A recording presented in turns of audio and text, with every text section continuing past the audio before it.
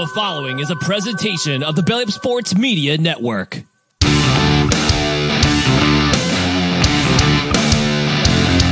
1420 Sports Bar Podcast, for beer of sports talk and a whole lot more. Join host Brent Radlinsky as he bellies up to the bar and gets the conversations going that'll make you think you're sitting in your local watering hole. It's sports, beer, and shenanigans, so sit back, grab a few beers, and let's get in.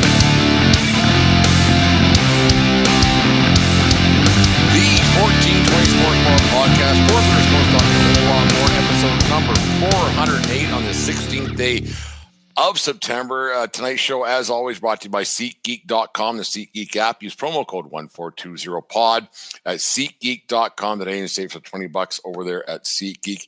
Remember, we are part of the Belly Up Media Network. Go to bellyupsports.com for all their great sports articles and other podcasts. It's no credentials required.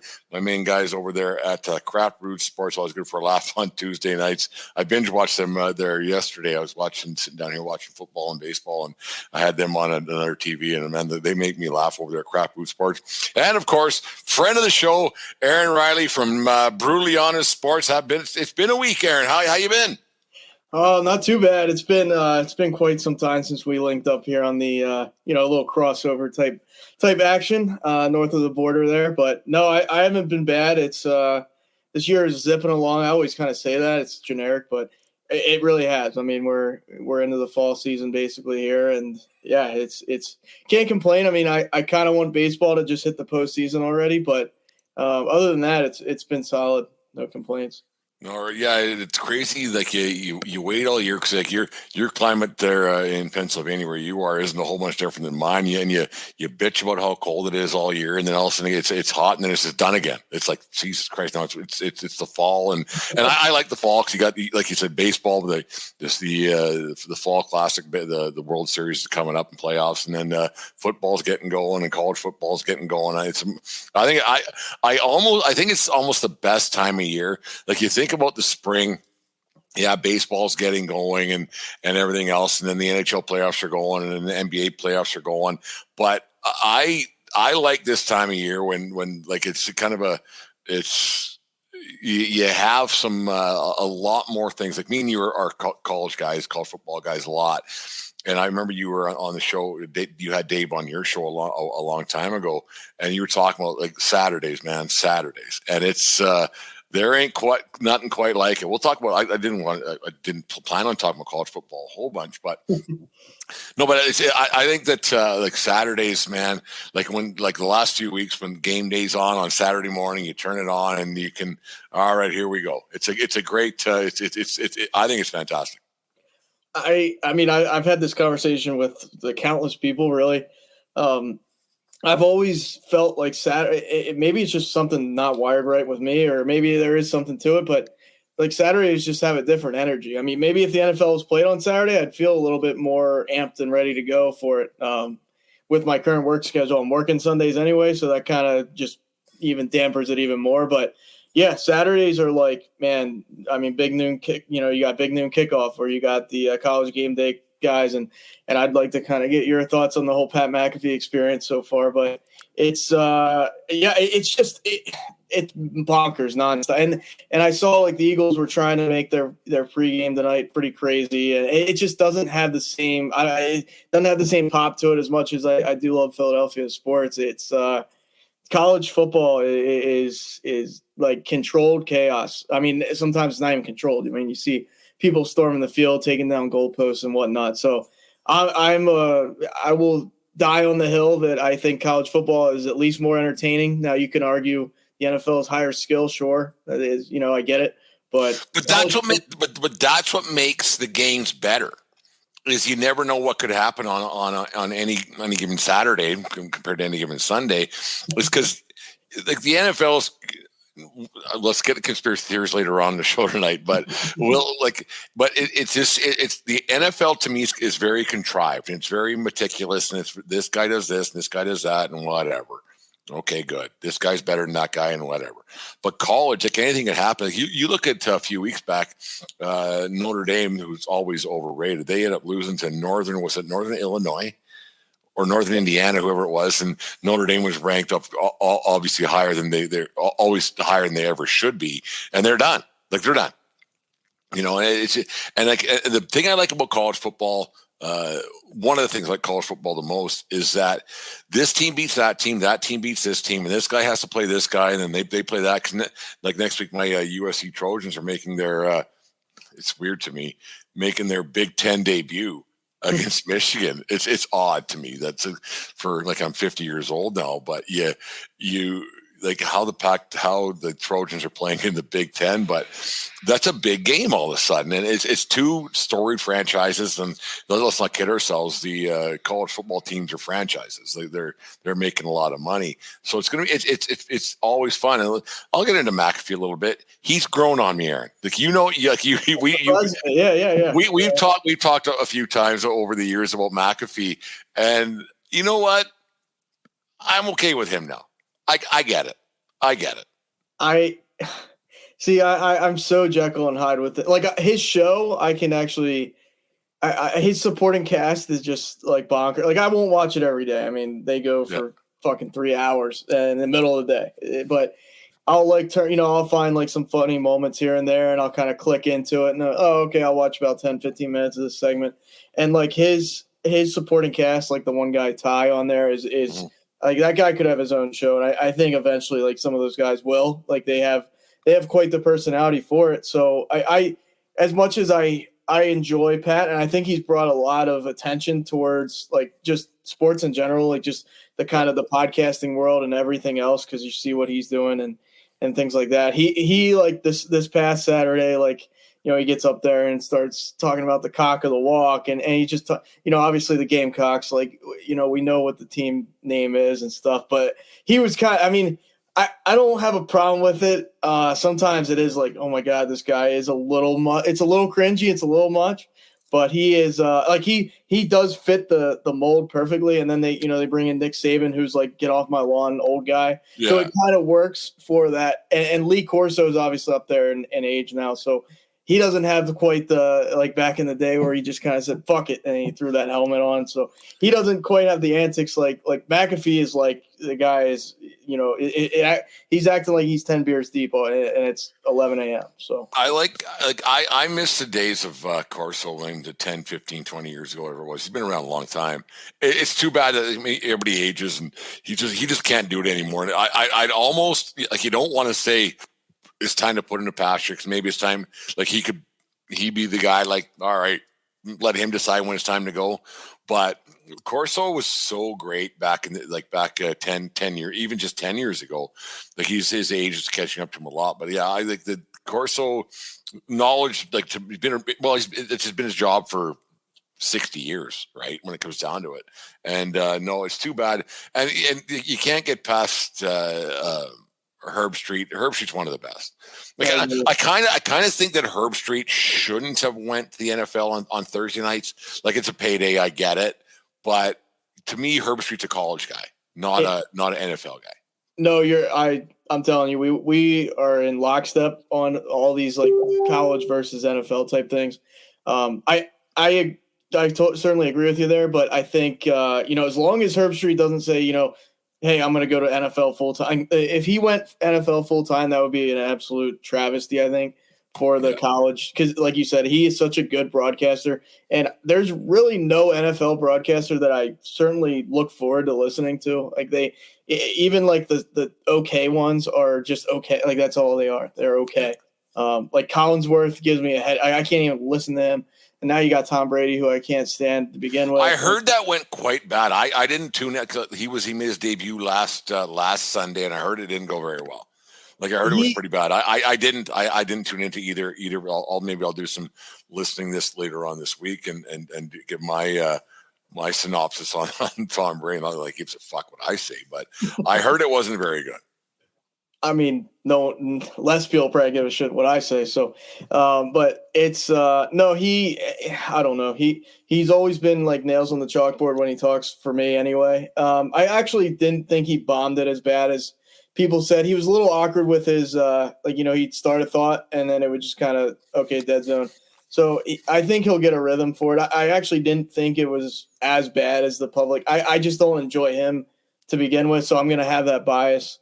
But, listening, like I said, Collinsworth, Romo, there's not Greg Olson. There's not one guy where, like, college, I'm like, oh, my God, Gus Johnson's calling the game. This is going to be awesome. Kirk Herbstreit's calling the game. I love it. And it's like NFL. It's like I don't have that. There's nobody I can turn to and say, yeah, I look forward to listening to the NFL if this crew calls it. There, I can't point to a single crew that I feel that way about. We have a new person of the 1420 Sports Bar podcast, Four Beer Sports, talking a whole lot more. Trag from the Wisconsin Sports on the Go podcast. How you doing, Trag? Good to meet you. This is kind what is going on? an odd thing, but here you go. I mean, I was late. I was confused with this Eastern time, Western time, Central time. I didn't know what was going on. Well, yeah, because there's Central and there's Pacific and I don't know what's going on. I get lost. Either, right? like here, like when I'm 50 now, so I kind of have it all figured out. That I figured out a few years back finally that Eastern time 2 hours, but then it goes to Central, and then sometimes time zones don't change. I don't know. It's a mess sometimes. I don't even know where the time zone starts and ends. All I know is Wisconsin's my time. That's all I got. There you go. We were just talking about college football, and I listened to a couple of your shows today. We were talking about college football in comparison to, and I don't even know how we even got to this point, but who cares really? But college football, and Aaron, my old co-host, had him on. There's something different about Saturdays. How Saturdays kind of like there's a feel to it compared to the NFL, and how college football is just there's a bit more of a push to it. What's your thoughts on that, Treg? I feel more when it comes to college football. When the Badgers win or lose, it hits me harder, right? Because it's the tradition, it's the lead up to it, it's the feeling that you get with a college atmosphere versus the NFL. Jump around at Camp Randall is the greatest thing that you can be a part of. If you're there, it doesn't matter if you're an opposing team. If you play for the Badgers, that third quarter ends, it is the most excitement you'll see. I mean, they said if everybody jumps in Camp Randall at the same time, the stadium will fall. I don't think that's true, but that's what they tell me. I mean, it's just the excitement level that people get for college football. I mean, you wake up on Saturday, you tune into College Game Day. Like, that's just what you do. Sundays, like, I'm waiting for whatever game I'm watching. If the Packers play at, 7 o'clock, I don't really – it's not as like of a need to watch this. I like you more and more every second that you speak. Because I've said it before. Like, I'm not just disparaging the NFL at all, and it's not what we meant to do. I don't know how we got to this point with Aaron and I talking before you came on here, but the NFL is popular because it's popular. Yeah, they push it down your throat a ton, right? And like up here in Canada, college football is not a big thing. It's not, and it's just not. It's one of those things. You have people who do watch it, but the NFL, people watch it because of fantasy football and it's on, so you watch it, right? Whereas college football, like I'm a USC guy, I'm sorry to say, but like you watch those games. Like I've been fortunate enough to go to some USC games over the years, and like you said, Trey, there's nothing like a college game, like the build up to it, and the people who, like the fan bases that follow their college teams, like whether they're alumni or they're from the city or whatever it might be. It's way more heartfelt than some joker who bought a jersey at Jersey City or whatever. I don't know what you guys got down there, but it's way more heartfelt that how much people like college sports in general in the States, but how much people love college football in comparison. There's not many bandwagon jumpers when it comes to college football, because people will cheer for the University of Montana and they stink, right? It's just one of those things. The two that you mentioned, two things there. One, I think fantasy football has kind of ruined the NFL. I'm gonna be honest with you, because you pick your team, you draft your team, your quarterback, whatever it is, and now you don't care. You don't care about what's going on in that game. You just care about if my quarterback's going to get good stats. You don't care what the game looks like. You just want him to have good stats. I think fantasy football is slowly, and it's a good for the game. I'm not saying it's a bad thing. I still play fantasy football, right? But it hasn't helped the game anywhere grow, because your fan bases that are tuning in, like me as a Packer fan, I'm only going to tune in to, check out different stats. I don't care about those other games as much. Another thing with what has separated college from the NFL, and I hope it doesn't get into college, the political aspect. I don't need the politics. I don't need professional athletes. We're not censored here, are we? We're not censored. No, No. we're actually the least censored show on the podcast world. Actually, you can say whatever you want. Perfect. I don't need these dipshits in the NFL or wherever it is telling you just said me shit. I thought you were going to get who really I should vote for. I don't get family friendly on my show. I don't get very whacked too often. But like, I don't need professional athletes telling me how, during a game or in the press conference who I should vote for. I don't care, what your stance is on this. When I tune into a game, I want to watch you play football. That's what you get paid to do. I don't care what you do outside of the numbers. I don't care about that, right? It's cool to hear some stories. Like I heard a story about Malik Willis today after the combine in Indianapolis. He was handing out all the swag they give you. He was handing it out to a homeless man. Like this was from a Colts fan who I saw that actually, yeah. That was awesome. Like those are the things I want to hear. Guys in the NFL doing stuff like that. But the Tyreek Hill situation, dude, don't be stuck up. Roll your window down, leave it down, shut up, move on with life. Like it was a simple situation. Should have been avoidable, but you let it get to that point because you were stuck up. That's my problem with professional sports versus college sports. It's just a bunch of stuck-up guys, and LeBron James peeves me off because he gets involved in the political game too much. You didn't see that in the past. Michael Jordan didn't get involved in politics. Kobe Bryant didn't let politics get in front of his game, right? They all had their political stances, but they didn't allow the politics to be a part of their game. Well, Kobe had some different situations arising with his little situation. There was stuff going on there. Maybe he didn't have time to worry about the politics with whatever happened to him. But let's get into the NFL a little bit. They're into week 2 now. The Bears, I know you guys are neither of you Bears fans. I'm a USC guy. And Caleb Williams has not had a great start to his NFL career with the Chicago Bears. And I don't know why they decided to draft him and spend that much money in first overall. And then you saw today Bryce Young lost his starting job to the Red Rooster there in Carolina. And you wonder, like, Jesus, like they draft these quarterbacks first overall, and the teams are bad because if you end up in to get that first overall pick, that means you got a really bad football team. Pretty simple. Like it's not hard to figure out. Trag, we'll start with you. If you had a NFL franchise, you're the GM of the whoever it might be, would you draft a quarterback first overall? If you had the opportunity to do it, if you have to, right? The Bears were in a situation where they thought they needed a quarterback. Now, what it's ending up being at this point is the offensive line still sucks, right? Caleb Williams. I hate the Bears. I'll be honest with you right now. I'm a Packers fan. Well, yeah, no, I get it. I hate him with a passion. Everything else. Yeah. But when I watch Caleb Williams in there, he's playing like Justin Fields right now. Why? He's running for his life. Right, the Bears line still sucks. Eberflus is a terrible coach, right? They got in a new GM. I believe they got a new GM in there. He's been doing a little bit better in that front, but their line still sucks. They can't figure out how to protect him back there. He's running for his life back there in the backfield. It's Justin Fields 2.0. So if you want to say that Justin Fields wasn't a good quarterback, that's your own preference. I don't think he was a terrible quarterback. Like, I don't think he was that. Like it's not his fault. Yeah, no, he's running for his life. He had no weapons. He's running for his life. Now you bring in all these weapons. Why don't you just leave Justin Fields in his spot? Leave him there. Let him try to run it with this offense. You were rolling the dice. I still thought it was a good move. You look at these organizations, the Packers are the smartest, and people hate the Packers for this because they've done it multiple times. But Brett Favre, to Aaron Rodgers, to Jordan Love, they let quarterbacks sit behind legendary quarterbacks. They build them up. They bring them in. They do their thing. Jordan Love, it's still an open book on Jordan Love. We don't know completely yet what he's going to be, but we saw it in the second half of last season. This was a solid quarterback, put up great stats, right? Aaron Rodgers, we saw what he did before. Now, the championships don't put together with the solid quarterback play that they've had, right? But you can blame that on defenses. You can blame that on the offense. It's a little bit of both. I've done both. Well, winning's important, though, isn't it? It is. It is. And the Packers have proven that they have won games with these quarterbacks over the years. They're hoping to do it with Jordan Love once again. I mean, it's I've always been the one where I want my quarterback to come into a system and sit behind a good starter.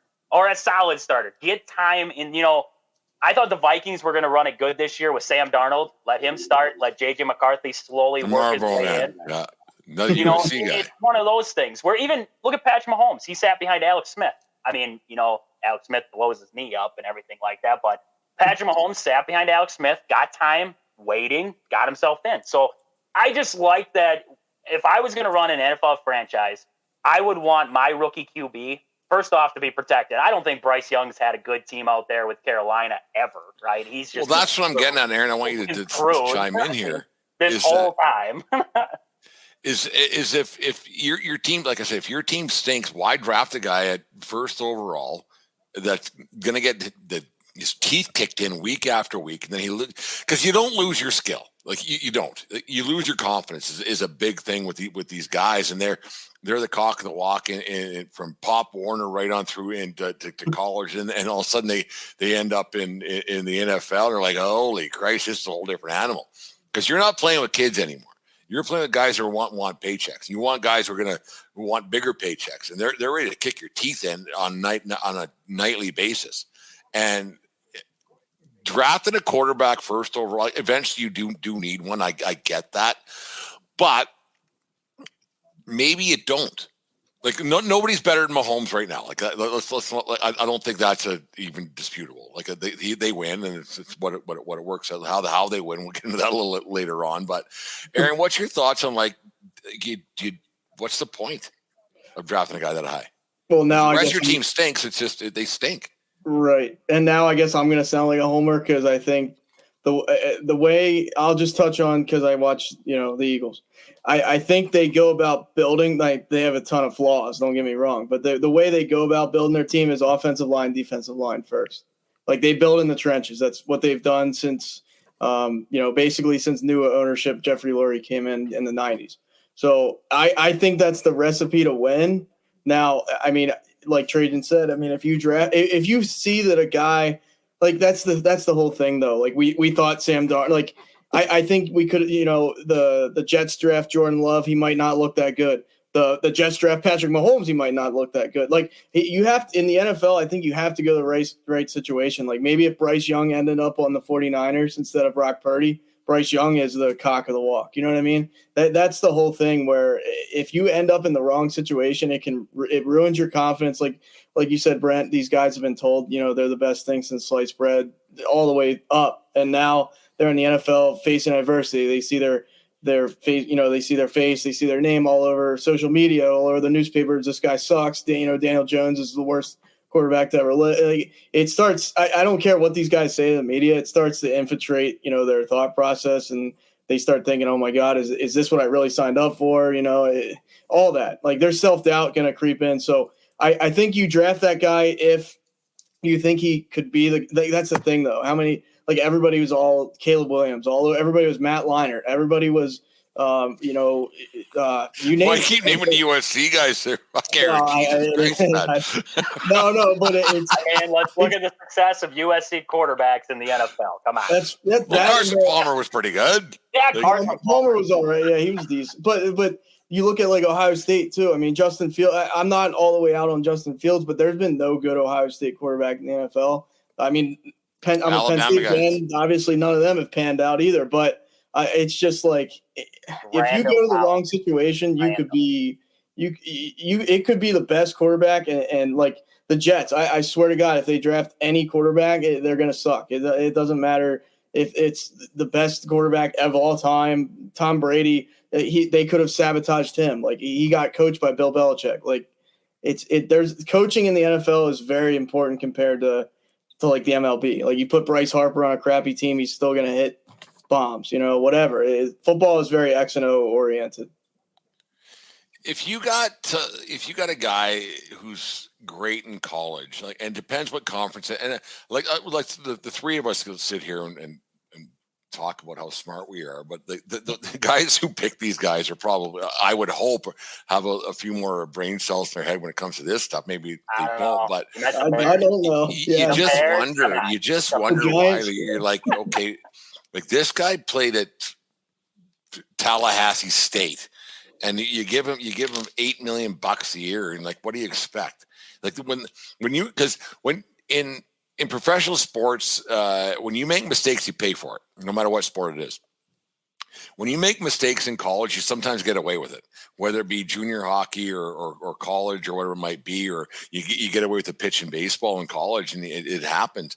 But like when you make a mistake in the NFL, like yesterday, Caleb Williams running around like a chicken with his head cut off for the Bears there, and he threw it up, and that might have been a reception because he might have had a great receiver reach over somebody's shoulders and make a great catch for a 50-yard reception.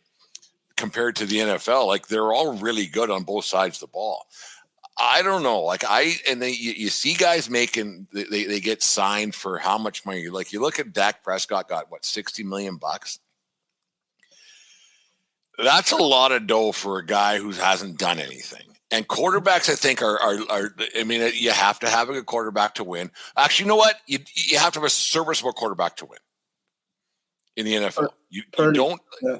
You have to have a guy who can get you there. If the rest of your team is great, you have a chance to maybe do something. And nobody's beaten Mahomes a whole bunch over the years.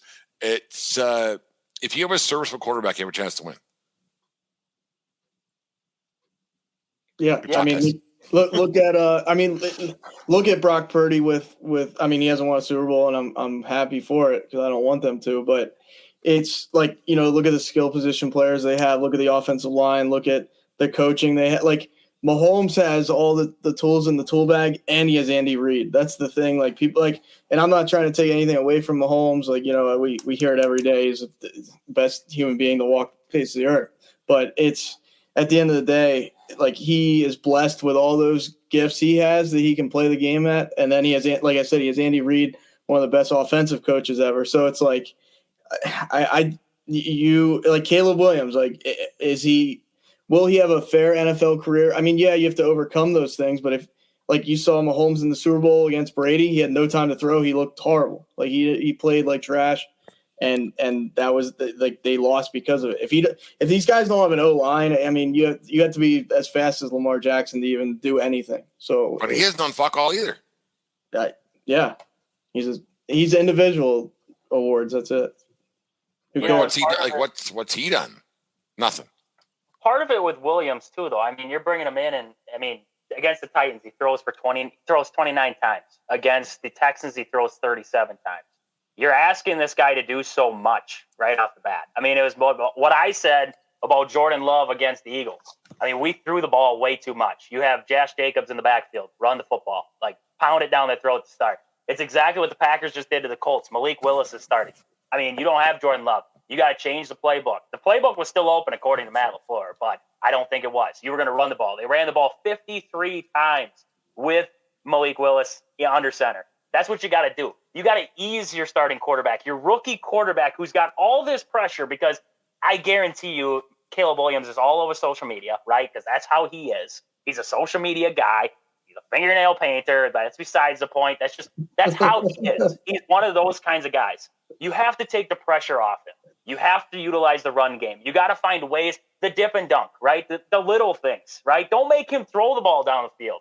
Do some short routes, do some short outs, whatever it has to do. Get his confidence there first before you start trying to air it out. There's no reason why he's trying to make this crazy throw. And that's part of the problem too, trying to do too much. He's trying to do too much as a young quarterback right now. That has a lot to do with coaching. That has a lot to do with all this talent they brought into the room around him. He's got DJ Moore. I know Keenan Allen didn't play game 2, which I knew. Keenan Allen's an injury-prone son of a gun, so that was when they brought him in, I was like, good luck keeping him healthy all season. He's not going to stay healthy. But you got Rome. He's young yet, right? You have all these young guys in this room, but you bring in DeAndre Swift. You upgrade the offensive line. Why can't you run the football yet? Why can't you figure out how to run the football successfully? It comes down to play calling. It comes down to coaching. I don't think Caleb Williams is in a good system that's going to help him. I don't like the Bears. I don't like Caleb Williams. But I think if you put Caleb Williams on a good not a good team, but even a semi-competent team right now with a good head coach who knows how to run an offense, knows how to build it, I think he's fine. I think these first couple weeks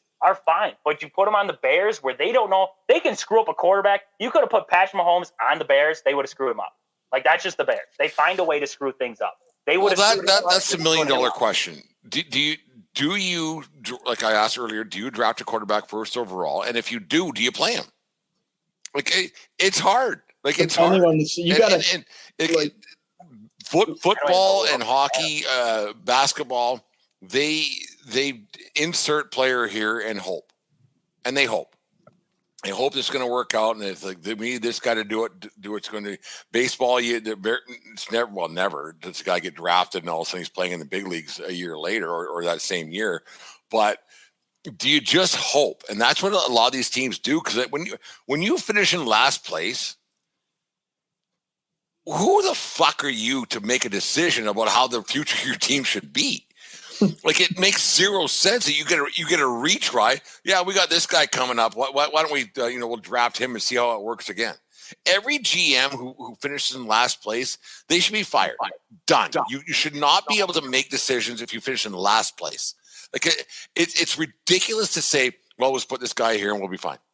Like, building teams is hard. Winning is really hard. Really hard.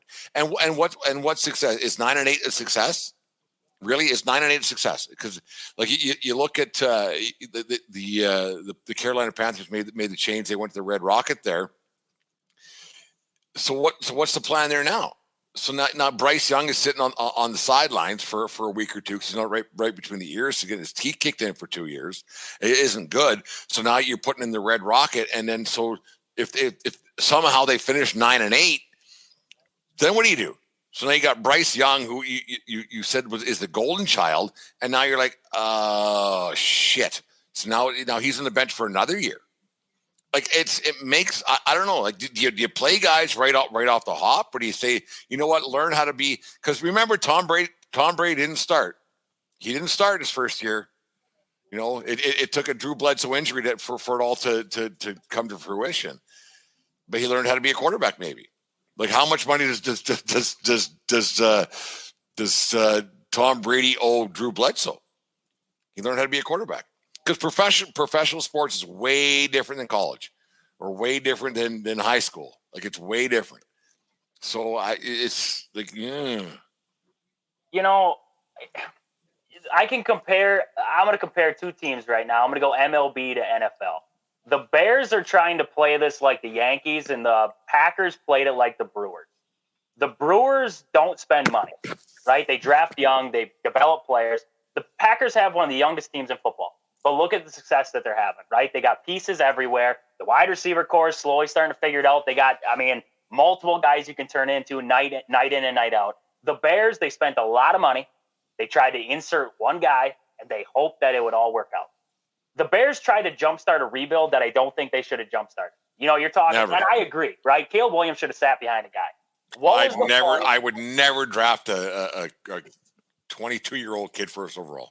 No, never. And if you do, you got to let him sit. You got to give him time to see an NFL game, because he hasn't seen an NFL game. You don't see the speed in an NFL game until you're there. There's a jump, right? The old talk was, could Alabama have beaten the 0-16 Browns, right? That was always the talk. Could they have done it? No. Everybody came to the consensus of no. The NFL strength, speed, everything is different than college. Yes, those guys are, but it takes a second, right? It takes a second to get there. The Bears tried to jumpstart a rebuild that wasn't there.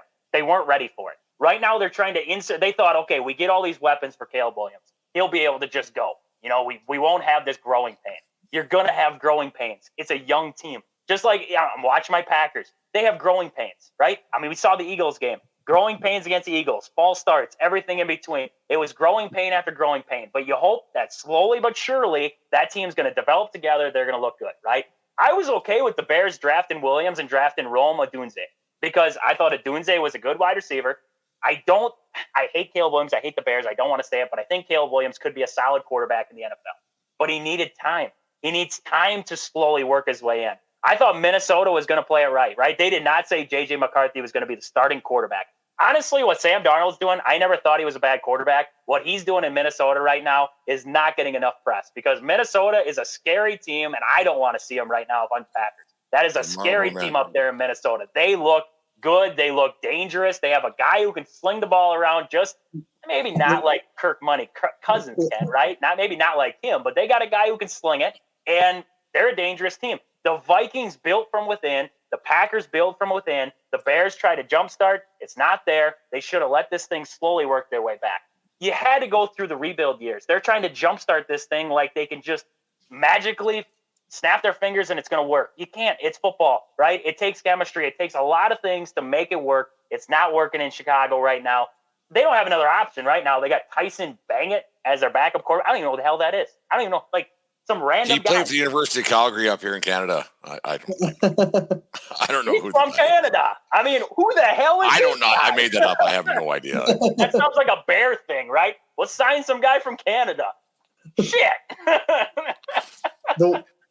The way I look at it too is like Trajan said. I mean, the CJ Strouds of the world, like, you know, he comes in year one and just, you know, dominates pretty much off the bat. That's super rare, and like I just think the mental wherewithal of the game is like if you lose your like Sam Darnold, right? And I'm not gonna completely disagree with Trajan, but it's week 2. Like by week 12. I'll put money on Sam Darnold fucking implodes. Oh, I hope they suck, man. I hope they suck. I mean, they're the I have no. Sammy's gonna be good.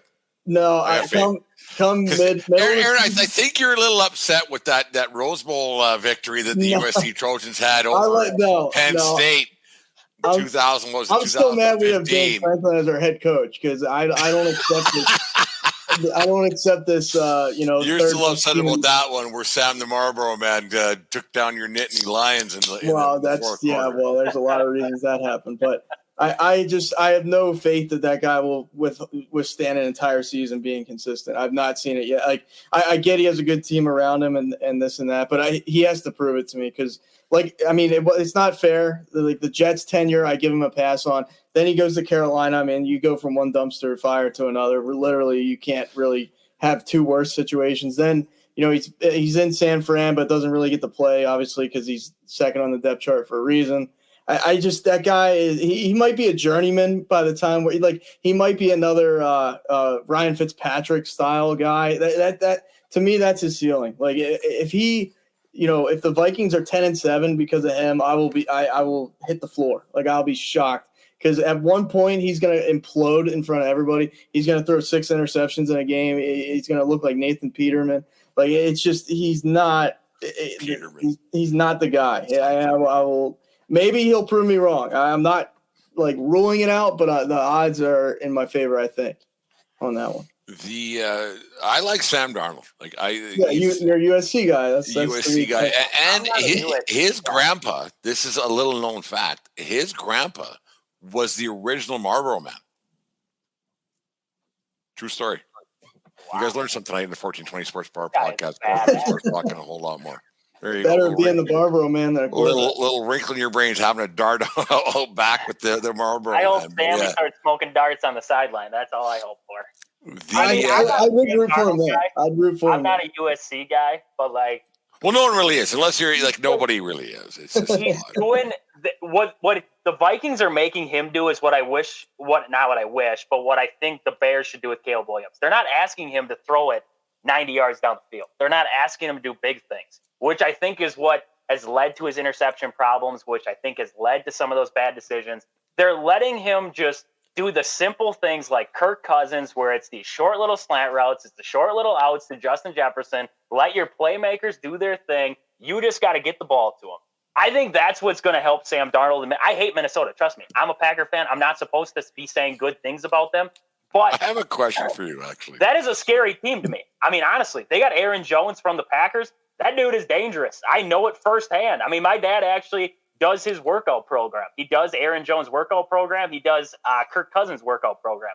Those are two guys who, I mean, my dad golfed with Kirk Cousins. He's not a very good golfer. Let's just go with that. Not a very good golfer. Cousins or your dad? What's that? My dad's he's banging at golf. Like, I mean, he's like top notch. I would not challenge that guy. My dad is one of those guys who golfs with people just to take their money. He golfs with this one guy every weekend, basically just take his money. He knows he's going to run him. This guy still shows up. I mean, it's just that kind of guy. But I don't know, Aaron. I'm not. It would be a great comeback story. It's week 2. Great comeback story. Well, it's week 2. The Eagles still suck, and the Phillies are losing 5-2 to the Brewers. Here we go. Here we are. Here we are. Now I don't regret Jordan Love getting injured. You know, maybe. Wow! Now you're praying for injury for Love. He did. No, I didn't. I just say I don't regret the thing. No, but I'm just saying. When have we seen Sam Darnold put a whole season together? When he puts an entire season together, I'll tip my cap. I will never get a Sam Darnold jersey because fuck him. But I just know I can't. I'm not praying for it, but it'd be cool to see him have success finally in the NFL. I thought that he's had some kind of potential. He just never has had a team to do it with. And never had the opportunity. Like a nice kid. Yeah. I pray for the nice guys. I don't know. Maybe I love to hate because there's a lot of guys I just. You hate most things. I hate most people in professional sports. I can agree with more people I don't like than I like in professional sports. I'll put it that way. Well, that's fair. Trag, I want to ask you a question. You alluded to the greatness of the Green Bay Packers and their quarterbacks of the past. We just can't win championships. But besides the point. Well, that's what I want to ask you. If you don't win, fuck all. You won, fuck all. Over the 40 whatever years that I've been on this God's green earth for 50 years now, they've won 2 Super Bowls, 2 in my lifetime. Yep. And they had what you say, and I've said this on our show a number of times. They've had 2 of the greatest quarterbacks to ever play the game in Aaron Rodgers and Brett Favre, but they have 2 championships. How can you possibly say that they're great quarterbacks? Because you know what, and like we obviously it's going to be an argument. I didn't mean to get into this on a Monday night at 7:59 Mountain Standard Time, but how can you say that those guys? Because the only thing that matters is winning. That's it, and no matter what sport it is. Are the Packers maybe the biggest? I don't want to say the biggest. Actually, I'm going to. They have 2 all-time quarterbacks, back-to-back. Are they maybe the biggest failures in professional sports? What I've always said is it's really tough to win championships. It really is. I mean, what Tom Brady did. It is. What Tom Brady was able to do with the Patriots was unreal. What Patrick Mahomes is doing with the Chiefs, back-to-back Super Bowls, potentially a third, which would be crazy, right? I mean, we're talking about unreal. But they did it. Yep. No, I agree. And, it's you can look at 2 sides of the coin there, right? You could say the Packers were a consistent playoff team. They made it to NFC championships. There was reasons why they lost in those NFC championships, right? It could be we didn't have enough on the defensive side of the ball. We didn't have enough on the offense.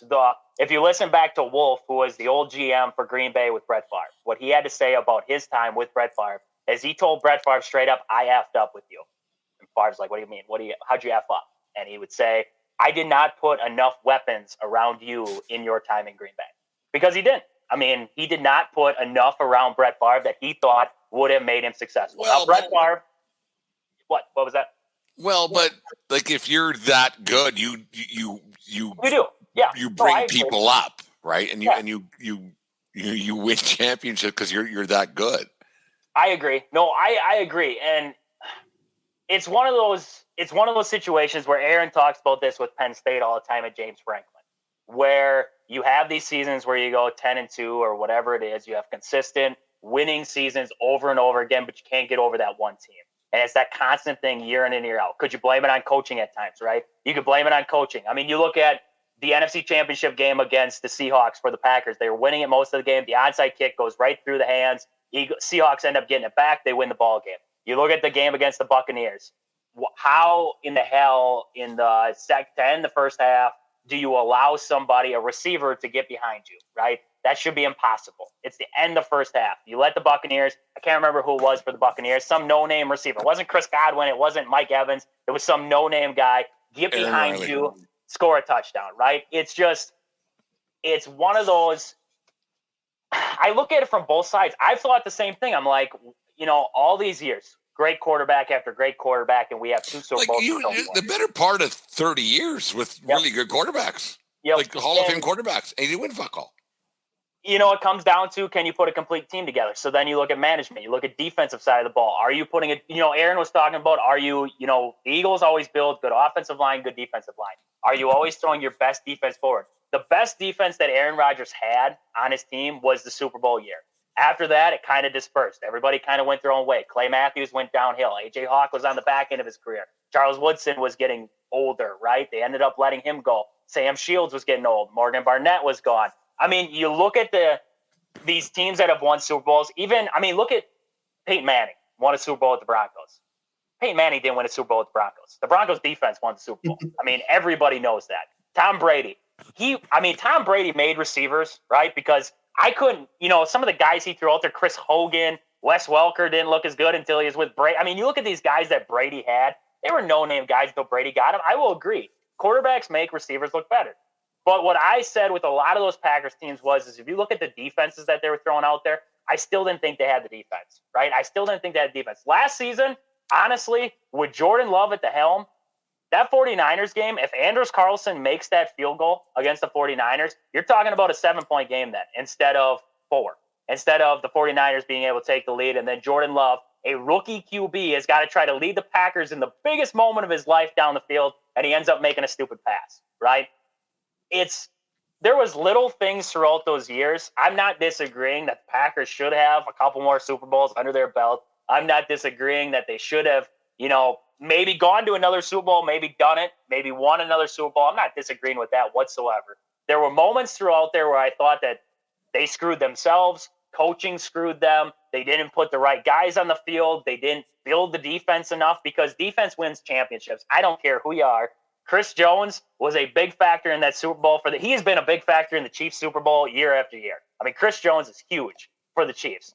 I mean, last season, I don't know how he came through unblocked on some of those plays. I mean, they weren't even blocking Chris Jones at times, it feels like. And the Eagles, Fletcher Cox was huge on the defense. It all starts with the defense for these Super Bowl teams. I haven't thought the Packers have put their best foot forward on the defense. They've tried to draft guys who haven't gone right. I still think this season, if the Packers are going to have a shot down the stretch, I don't care how good the offense plays. You got to be able to put a defense on the field. And I thought the Packers have failed on the defensive front over the years. I really have. Aaron, you've been around for watching football a little bit here and there, like in your short, like you're younger than me, obviously. Where do you put Favre and Rodgers in the pantheon of quarterbacks? Are they all timers? I mean, they gotta be, right? I mean, trust me, I kind of see Aaron Rodgers to me, and I'm sorry, Trajan, I do have to just be. No, I don't like Rodgers. You don't have to. Yeah, smartest man in the room. Shut the fuck up. Well, that and like you couldn't name to me a bigger choke artist than that. I mean, there's been bigger ones. Don't get me wrong, but for the amount of opportunities that guy has had, right? Like number 1 seed, MVP, a home field advantage, like. And he finds a way to and I'm not going to put everything on him and say, it's. But that's his job. When you're making 50 sheets a year, when you're making 50 sheets a year, that's your job, is to get you over the hump. Right. And everybody's like, oh, well, there is only one Tom Brady. Well, my opinion is, okay, come close to that then. Like, if you're that good, like he found, you know what I mean? So for Rodgers only to have one, like, yeah, he's an all-time, like, talent-wise, he probably has more arm talent than Brady. Like if you went out to a stadium and you just watched those two guys throw and you didn't know who was who, you'd probably be like, holy shit, Rodgers blows Brady out of the water from a perspective of just a skill set that he can bring, his mobility in his prime. The way like Brady couldn't, he's in a freaking quicksand in the pocket. Like he can't get out of there. So like from a skill set, Brady's not the greatest athlete. And that's what makes me laugh. He's not the greatest athlete on the planet. No. But the thing is, like, I mean, if I made an all-time list, there would be for me, there'd be a category of eye test. Like as much as Favre would throw an interception that you would hate, that guy was just like, I couldn't root against him. Fun to watch. And he's a tough son. Like he would be the type of guy where he'd say, I should have played better, even if he threw 450 yards. Rodgers, he deflects questions. He's blamed, I've seen him blame receivers. He's a diva. Like he just thinks he's the best thing since sliced bread. Like I just can't do it with Rodgers. Like I hope he fails with the Jets. I think it's hilarious that he's on the Jets. They're not going to win fuck all, like you say. They're not. I can promise you that. So at the end of the day, like, yes, they're both all timers. I like Rodgers' skill set better, but I would much rather have Brett Favre as my quarterback just because I can tolerate him a lot more. And I still think Favre is just like, his arm strength was unreal too. And he would he would die on the field. Like, that guy would, like, if they said, win a championship and you die, okay, he'd be like, all right, like, decapitate. I mean, when he was playing the Saints, I will forever hate the Saints because they try to decapitate that guy when he was on the Vikings. Like, yeah, I mean, they were literally throwing him around like a rag doll. And that Dennis Allen, the defense coordinator of the Saints, was, he got in trouble years later for that whole entire season. He's trying to kill people, basically. I mean, he's going at people's head. He's saying go for their head, take them out, put them in a way, like, basically disable people. And yes, football is a violent game, but you get to a point where you're intentionally, like, there's guys in the league that intentionally try and end somebody's career that, on a weekly basis. I got no respect for that. The biggest thing that separated Favre and Rodgers, and this is last I got to say on that, because but Rodgers had trust issues. Rodgers was I watched against the 49ers, that last hoorah they had in that NFC Championship. He had Allen Lazard coming across the middle of the field wide open, daylights in front of him to run, right? He had to look past Allen Lazard to see Davante Adams. He skipped over Lazard. He went for the deep ball for Adams, double covered. It was double covered, ended up getting deflected, game over, right? Favre was one of those guys where I still remember the story of it was a walk-off win when he was with the Vikings. I can't remember who they were playing. And he slung the ball into the back of the end zone. Guy caught it. And, he's hooting and hollering, right? Just won the game. And they said, did you mean to pass it to this guy? I can't remember the guy's name off the top of my head. Did you mean to pass to this guy? And Favre's like, he was in the game. Like, he had no idea. Had no idea who he's throwing the ball to. He saw his guy coming across. He threw it. That's the difference between Favre and Rodgers. Rodgers' biggest problem in Green Bay was his trust issue. He threw one to Watson, I believe it was 2 years ago, against Minnesota, week 1. He threw it to Watson. It was a beautiful ball. Watson watched it, dropped through his hands. He dropped it. He didn't go back to Watson again, consistently until like week 10 against the Cowboys. Week 1 to week 10, that's when he finally started looking at Watson again. He had major trust issues. That was his biggest problem. It will always be his biggest flaw in Green Bay. He was the guy where when he had his number one wide receiver, his buddy, he had his number one guy, that's who he was going to. What's the difference for me between Jordan Love and Aaron Rodgers is Jordan Love doesn't care if Dontavian Wicks drops the ball 3 times, because he did it against the Eagles. He dropped it 3 times. He went back to him a 4th time. He didn't care. He's going to throw that ball if you're open. He's going to put you in the best spot to catch it, and Wicks dropped the 4th one, but Love's not going to give up on those guys. Rodgers gives up on those guys. That was my biggest problem with Rodgers, and that's why another reason why I don't think Rodgers won as many championships as what he possibly could have was because he tried to make the big play. He tried to make it to his buddy. He tried to look for that one guy instead of, like I said, Allen Lazard coming across the middle of the field wide open, 50 yards to run in front of him. We look for the double-covered guy in Davante Adams to try to make a big play. Something happened. Try to be a hero. Trying to be a hero in that situation when it wasn't necessary. That's one of my biggest flaws with Aaron Rodgers coming out of Green Bay. That is one of my biggest flaws. What the heck was the guy's name from Baltimore? One early 2000s there when it Super Bowler or not Bowler. Trent Dilfer. Dilfer. Yeah. Trent Dilfer has as many Super Bowls as Aaron Rodgers and Brett Favre. Yep. No, it's really hard to have a conversation as a Packer fan and try to explain why it doesn't upset me more. And maybe it's them. It's like one of those things where do you take the winning seasons and the constant playoffs and the NFC North titles as more than a Super Bowl? It's hard to accept, but you kind of have to accept it. You're just on the flip side. You can't fucking share it and turn back time and find a way. No, exactly. You're just hoping that Matt LaFleur finally, getting his team together, these young guys who you think are going to develop into great players at some point. You're just hoping that they can find this window, and Jordan Love is going to be – you're hoping Jordan Love can be the difference in the trend setting, right? Because right now we have a trend in Green Bay. Your quarterback's going to win you one Super Bowl. I think Rodgers won his what? He debuted in 2008, right around there, 2007, 2008, right in that period. He won in 10, right? So you're hoping that Jordan Love isn't going to win one in 2025, and that's it. Right? You're hoping that he can be the difference maker in Green Bay. I mean, I'm here for it. I want to see it. I want another trophy. I mean, that'd be well, you get one every 35 years. It's fine. It's good. I mean, we got more than the Vikings. Too, look at the Vikings, right? All these people are like, I know this, like I told Trajan it's gonna be uncensored, and like I'm here for it. Like everybody dick rides Brock Purdy, right? Oh my God, Brock. But if you insert him on it, like everybody's like, oh my God, you know, like Atlanta is a stupid. I'm watching this game right now, and they spend like Kirk Cousins will never win a Super Bowl. He just doesn't. He's not the guy. He you know, he breaks under pressure. He cracks, like, you know, he's not a composed guy in the playoff. And last year, not last year, 2 years ago, I gave him the benefit of the doubt. When Minnesota lost, I thought he played really well. They fucked up at the most inconvenient time, which that seems to be what Kirk Cousins teams do. I don't know. It was the Redskins, you know, it was Commanders, Redskins, whatever. And then it was the Vikings. Like, they never got over the hump with him. Like, and then they go out and spend $40 million. Like, I could make the argument Kirk Cousins has more, maybe not now, we don't know, but Kirk Cousins, you know, has more talent than Brock Purdy. But Brock Purdy, like, I want a guy that in the playoffs in the fourth quarter I can count on. And Kirk, like, I'd rather have a guy that throws up 16 touchdowns and 12 picks all year. But when I need him in that fourth quarter, I that's who I want to.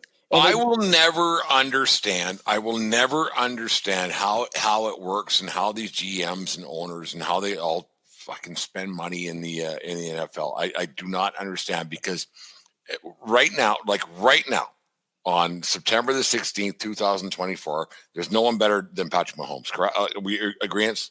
Yeah. We're in agreement on that? Yeah. Okay. They're not winning. Like, you're not beating him right now.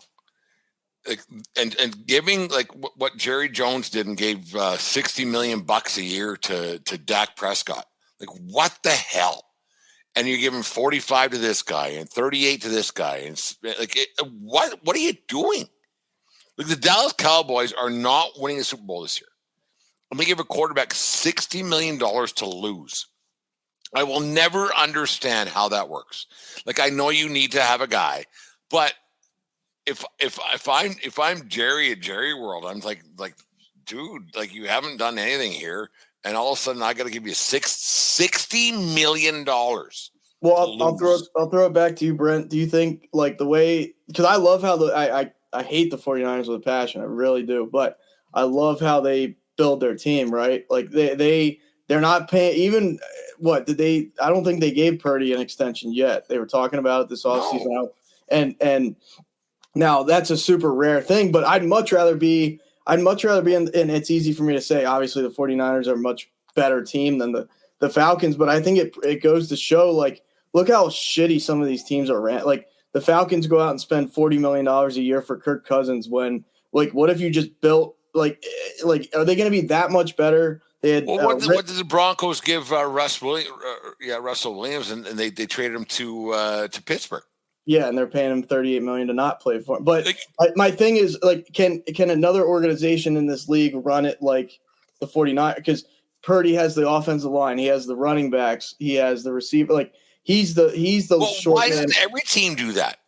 I'm just saying, why can't another team emulate that? Why is there not another team trying to emulate? Like, no one, as soon as, like, let's say Caleb Williams is like an average quarterback, he'll still get a major payday. And I'm not going to say Purdy won't, but they've built everything around him first, and then they lucked out. He's the last minute, but there's got to be a different way of, instead of just shelling out $40-50 million for, like, Trevor Lawrence got a huge deal. They're awful. He's awful. They don't look good. He's awful. The team's awful, and you got to pay him $45 million a year for what? Get a guy from fucking Auburn to do it. That's what I think is the biggest thing is the way they structure the contract. And you say Jordan Love, like Jordan Love got a big payday, right? And everybody, I mean, Bear fans were flipping out. I had this big old argument with a Bear fan because he didn't understand contracts and how they actually work. And that when you sign a $225 million contract, that's not, you don't divide that by 4 and that's what he gets each year, right? You have your different totals, right? The cap hit. You look at Jordan Love's cap number per year over the next couple of years. He's in 2024, 20 million, okay? 2025, 29, 2026, 36. It's still not bad, right? It's still not bad for the Packers. When you get towards the end of his contract, that's when it gets nasty. Then you get into the 70s. The thought behind that contract is when we get to that year, now we flip around, we sign another extension, all that money gets pushed back. So you're going to keep pushing this money back. You're going to eat for it on the end, but you're going to push this money back for now. So you open up a window. The Packers are essentially opening up a window for themselves. But you look at the one you're talking about, Dak Prescott. You look at his deal. The cap number for this year, $44 million. You look at next year, $89 million. You look at the year after, $67 million. You look at the year after that, $61. Then you have 71. At what point does anybody think that's a smart move? Exactly. That's what I'm saying. That's what I'm trying to say. Is I'm in agreement with if an agent came into me, if I was a GM or the agent or the fucking owner, whatever team, and this guy comes in and says, you know what? I'm worth 60 sheets a year. I'm like, okay, why? You tell me why. Yep. It'd be silence. You haven't won, fuck all. We lost with you or lose without you. Get the fuck out of here. Get out. I mean, we'll get some guy from fucking Wichita State to do the exact same thing you did. We'll get the same guy to get some football team. I'd go away from Wichita State. I wouldn't lean towards them. You might be worse than the Panthers. Like that would be. You're going bottom of the abyss here. They won the same amount of Super Bowls. Well, this is true. Get out. Get out. You get out of my office. Well, get out of here. There's no way. We haven't won a thing. We haven't won a playoff game in how many years? And you're Dak Prescott. Other than Cowboy fans, everybody thinks you're a joke. And you want $60 million? Get out. Get out and find somewhere else to go. It'd be that simple to me. Yeah, I can see it with Dak. I can definitely see it with Dak at this point. He's been there all these too long. Quarterbacks are just entitled, like to this is what I'm worth. Oh, really? Well, but my biggest problem with the Cowboys is what's your backup plan, right? Even behind Dak, what's your backup plan? Why, if you're the Cowboys over this past stretch, have you not gone to a draft? I know you're not going to get the first pick, right? You're back in the draft a little bit, but find a quarterback you like. Find a good, solid quarterback you like that you could be building up right now for when you finally decide Dak's not cutting it. I can move this guy. Cooper Rush is not the guy. I mean, we know this. Cooper Rush is not the guy. Find a backup quarterback. That's what, we were just talking about Packers and, they're over the years, right? But they've found a way to bring in quarterbacks and let them build up slowly because they feel like, like Aaron Rodgers, they felt like the decline was on, right? He won a couple MVPs when they brought in Love, but after that, he slowly worked his way out. Brett Favre was the same thing with Rodgers. I don't get why more organizations don't do things like that. They try to bank on money is going to solve their problems when, in all reality, look how much money you could save by bringing in your quarterback from Wichita State or, I don't know, Calgary up there in Canada. I don't care where you got to bring in the quarterback from, right? Find a solid guy out of college that you can build up slowly behind Dak Prescott. Bring him in then, right? They have no backup plan. There is zero backup plan in Dallas right now. It's just let's keep shelling out money to Dak Prescott and see if he can finally get us over the hump. And so far, not so lucky. We just watched him get destroyed by the Saints. Who would have saw that coming? I didn't. I picked him out of pickup league. I got screwed. I got put 14 on him. Well, I will say, we can say the Packers haven't won enough. Sure, I'm the most glass half empty fan there is. But at least I've always said this, and I've said this to Trajan before. The Packers hit on as long as Jordan Love is good, which if he's trending that way, that's what it looks like. They've hit on the last three, right? The Pittsburgh Steelers to me are a fucking atrocity right now. You lose Big Ben, you draft Kenny Pickett, who didn't pan. I was rooting for the kid. I liked Kenny Pickett. The first time you were on our show there, you were a Kenny Pickett. Kenny Pickett. He's the next coming of Joe Montana. No, come on, I didn't say that. He's like right out of Pitt. He's the guy, Kenny Pickett. I like Kenny those Pickett must be bagging groceries with Save On right now, for fuck's sake. No, because like Kenny Pickett's like he's got that like fuck you mentality. Like I'm just like I don't know how to explain. Like certain guys have like Will Levis has that. That's why I like Will Levis over there for a job next week. Yeah. but like I mean, look at them. Like I can say the Packers have hit on quarterbacks. The Steelers hit. I mean, no one. A Big Ben played at Miami of Ohio. Like and I'm like, dude, that guy is an all time like. He's an all-timer to a certain degree. He's not, Brady or anything, but he's got 2 Super Bowls. And granted, it's the Pittsburgh Steelers. It's a good organization. I trust them. But, like, my thing is all these Steelers fans are like, oh, Mike Tomlin's the greatest thing. Why is Mike Tomlin the greatest thing? He has 1 Super Bowl. To me, he inherited nearly that Super Bowl from the previous coaching staff.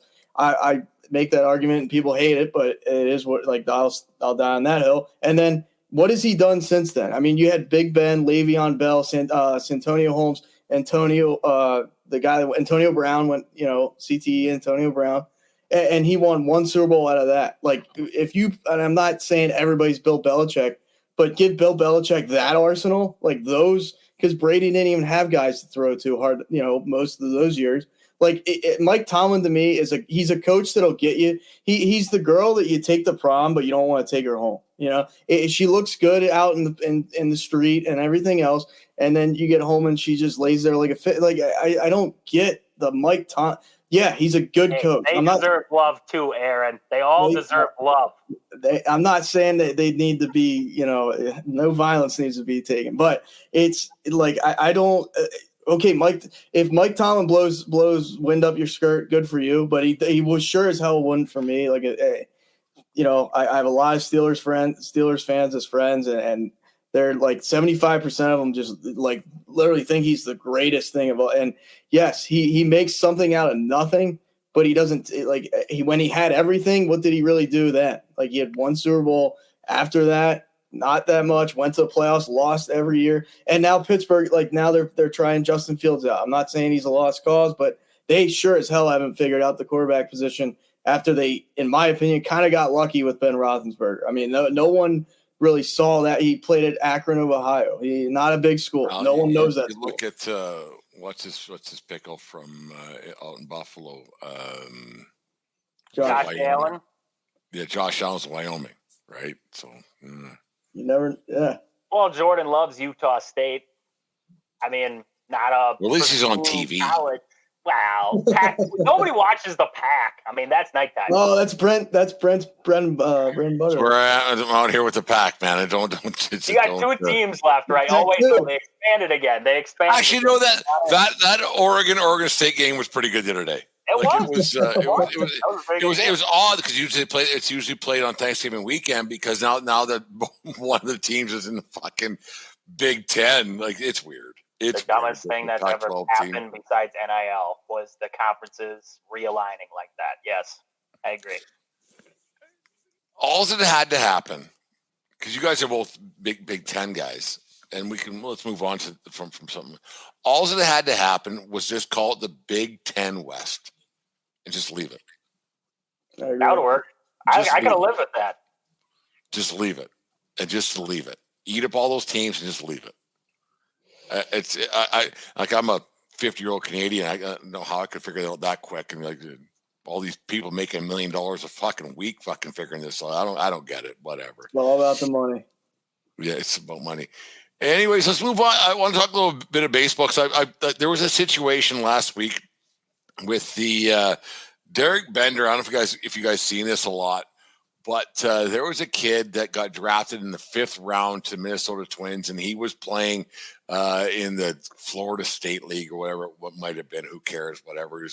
But a 5th round is pretty high, and he got caught tipping pitches. He basically said, "I just want to go home. I've had enough of this season." The Twins got they nullified his contract. He's done. They released him. He got a $279,000 signing bonus. And then they said, you know what? You're done. Aaron, you're a baseball guy. I don't know much about Trag, but was this the right move by the Twins to say, thanks, bye, see ya.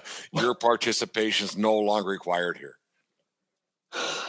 I mean, so basically, like, he run that down for me one more time, just so I get. So what happened was this kid's playing in the Florida State League, right. And he got drafted. So the high A baseball, 8 in the minor leagues, and he was telling the batters, fast. He was doing the Crash Davis, fastball's coming, curveball or whatever it was, because he basically said, I want to go home. I've had enough. That's it for me. And he said, yeah, I'm good. And then the Twins actually got rid of his contract. They said, yeah, thanks, bye, see ya. I mean, I guess you kind of have to, right? That would be like if one of us went to our job and we're just like, yeah, I'm here just to collect the paycheck. And like, literally you don't do any, like, you're doing nothing. You're adding no value. You're adding no, you're basically sabotaging your own franchise for the sake of just being selfish, and like mentally you just can't do it anymore or whatever it might be. Like, maybe you need some time away. Maybe he should have, I don't know if he tried that. Maybe he said, hey, I need a week off. Like I need to clear my head or something. To me, it just sounds like he had enough of playing in a crappier, like, I no disrespect, but like he probably wants to, he's one of those kids. It's like, I want to be in the major leagues. And it's like, well, that's not how it works right now. So, I mean, yeah, as the Twins, I commend them. Like, you got to kind of cut, like, what are you supposed to do? Right. Like, maybe you give him, maybe this isn't his first instance of just him completely not giving a crap about anything. So he seems like, I'm not going to say selfish, because maybe he's going through things we don't know, but you can't, I mean, you're imagine like a guy in the MLB, like, somebody on the, like, what's his name? Stroman's like, all right, like, because Stroman has kind of that personality where like he checks out sometimes, or he's like, he's an oddball. So maybe he'd be like, hey, I'm going to throw you a fastball here. Like, I don't like that they moved me to the bullpen. So you know what? I'm going to give you a fastball, and I'm going to tell you I'm throwing it. Like, you can't have that. It's a competitive environment. You can't have that. Drake? The worst part is that his team didn't notice. It was the opposing team that noticed and reported it to his team. Yeah. It was the coaches from Lakeland that told on him. So, I mean, that's odd. That's odd right away. I mean, I want to keep this guy in the dugout. Like, don't take him out. He's tipping pitches for us. Like, it's helping us out. It's kind of an odd situation. But kudos on them to call him out, because that was good on the opposing team's coaching staff to say, hey, we're noticing this. We want to win, but we don't want to win like this. So, I mean, that was good on their part in that sense. It says that he was placed in the bullpen for the final games of the season. So they didn't release him right away. They sent him out to the bullpen, made him sit there until the trial. That costs money. You're right. Yeah. The trial was done running their course, and they figured it out. I mean, he was sucking, though. 19 games. He was batting 200 with 2 home runs. I believe he had a few RBIs sprinkled in there. Not good at all. He was not playing great. So it was one of those seasons. He's not playing great. He's kind of, it might be like Aaron said, doesn't want to play there right now. He's feeling the pressure, everything like that. He just wanted it to be done. And I don't know why tipping pitches is one of those alternatives to being done. Like, I don't get that one. Just like Aaron said, just tell your coach you need some time off. Like, go home. It's one of those things where, why is this what it comes to? I work with a guy. He went. Yes, we have baseball up here in Canada. I work with a guy. He went in the 5th round of the Cubs, and he blew out his elbow, and then COVID and stuff and everything else. So I had a conversation with him today about this whole thing, and he's like, "Oh, it's a bad look. It's a bad look, because now you have a guy." Because with minor league baseball, and I know, Aaron, you got a team up there in Lancaster there, that these guys, they get a chance, and then they're released. And they get a chance, they're released. Like, they may get one at bat or one week and everything else. It's hard. And then so when these guys get a chance to be maybe a starter, and then you have this asshat saying doing the Crash Davis thing. Thank me later, because the fastball's coming. It's bad, because a lot of players in minor league baseball, they're roster fillers. Like, you have the guys who get drafted high and everything else, but then you have the roster fillers to make sure these guys can play. Do you think this guy, this whatever the hell his name was, Derek Bender, do you think, Aaron, do you think this guy's ever going to get a chance to ever play again? I see. I'd have to go back and I mean, as much as stats don't if the intangibles aren't there as far as this guy, because the next place he signs, they'll do their research. It doesn't matter at what level that he played at. Even if you're picking up a guy, if he has bad qualities, you don't necessarily want to bring that into your clubhouse. I don't care what level it is. So, I mean, if he has enough talent to where, you kind of can justify it, I'm sure he'll get I'm not sure. I mean, there's a chance he gets another break at this, but like you said, I mean, it's bad enough. Trajan said he's not playing good. And then on top of that, he's doing this. It's well, you're kind of, unless you have no desire to play baseball again, you're you're digging your own grave to a certain degree. And you should probably, like I said, there was like Trajan said, there's a bunch of different ways you could have went about this better. So now it looks like you really my left hip, whatever, is hurt. Yeah, go in the. I mean, maybe you just didn't want to be near the team or whatever. But still, you see guys take time away from teams at all levels. So maybe he thought he wasn't playing good enough and they'd get rid of him. But now he wanted to he wanted to get cut anyway. So it doesn't really make. Or he didn't want to be playing. I don't know. It's a tricky one. I just noticed he was a catcher too. I just noticed that's how he was telling him. He was fifth-round catcher. He was a catcher. He was literally behind them, basically just like curveball. I don't know if it was one of those where he just thought that his left-handed starter, Ross Dunn, there was that good, that he was like, you can't hit his curveball, here it comes. If it was that kind of, a Major League 2 kind of situation there, I don't know. That's just an odd – the catcher is sitting back there. Even the umpire would have been sitting there what's going on? Why are you every pitch you're telling him exactly what's coming right now? It doesn't. None of this makes sense. None of this makes sense of why your catcher is back there tipping pitches off. You wonder what? I just thought of this. You wonder what the conversation was with this Derek Bender's parents when it all came to said and done. Yeah, he signed for $280,000 or whatever it was, and got the signing bonus, and he flew home and whatever. And you wonder what, maybe because that's the travel baseball and all of that's going on throughout North America now. You wonder, if Derek Bender's dad was a little upset, what the fuck were you doing? What? Why? What? You're playing baseball. We've been put, actually his parents have been paying for this entire life. So that's how the way baseball works now. What were you thinking? What were you are his parents more mad at him than maybe the baseball team is?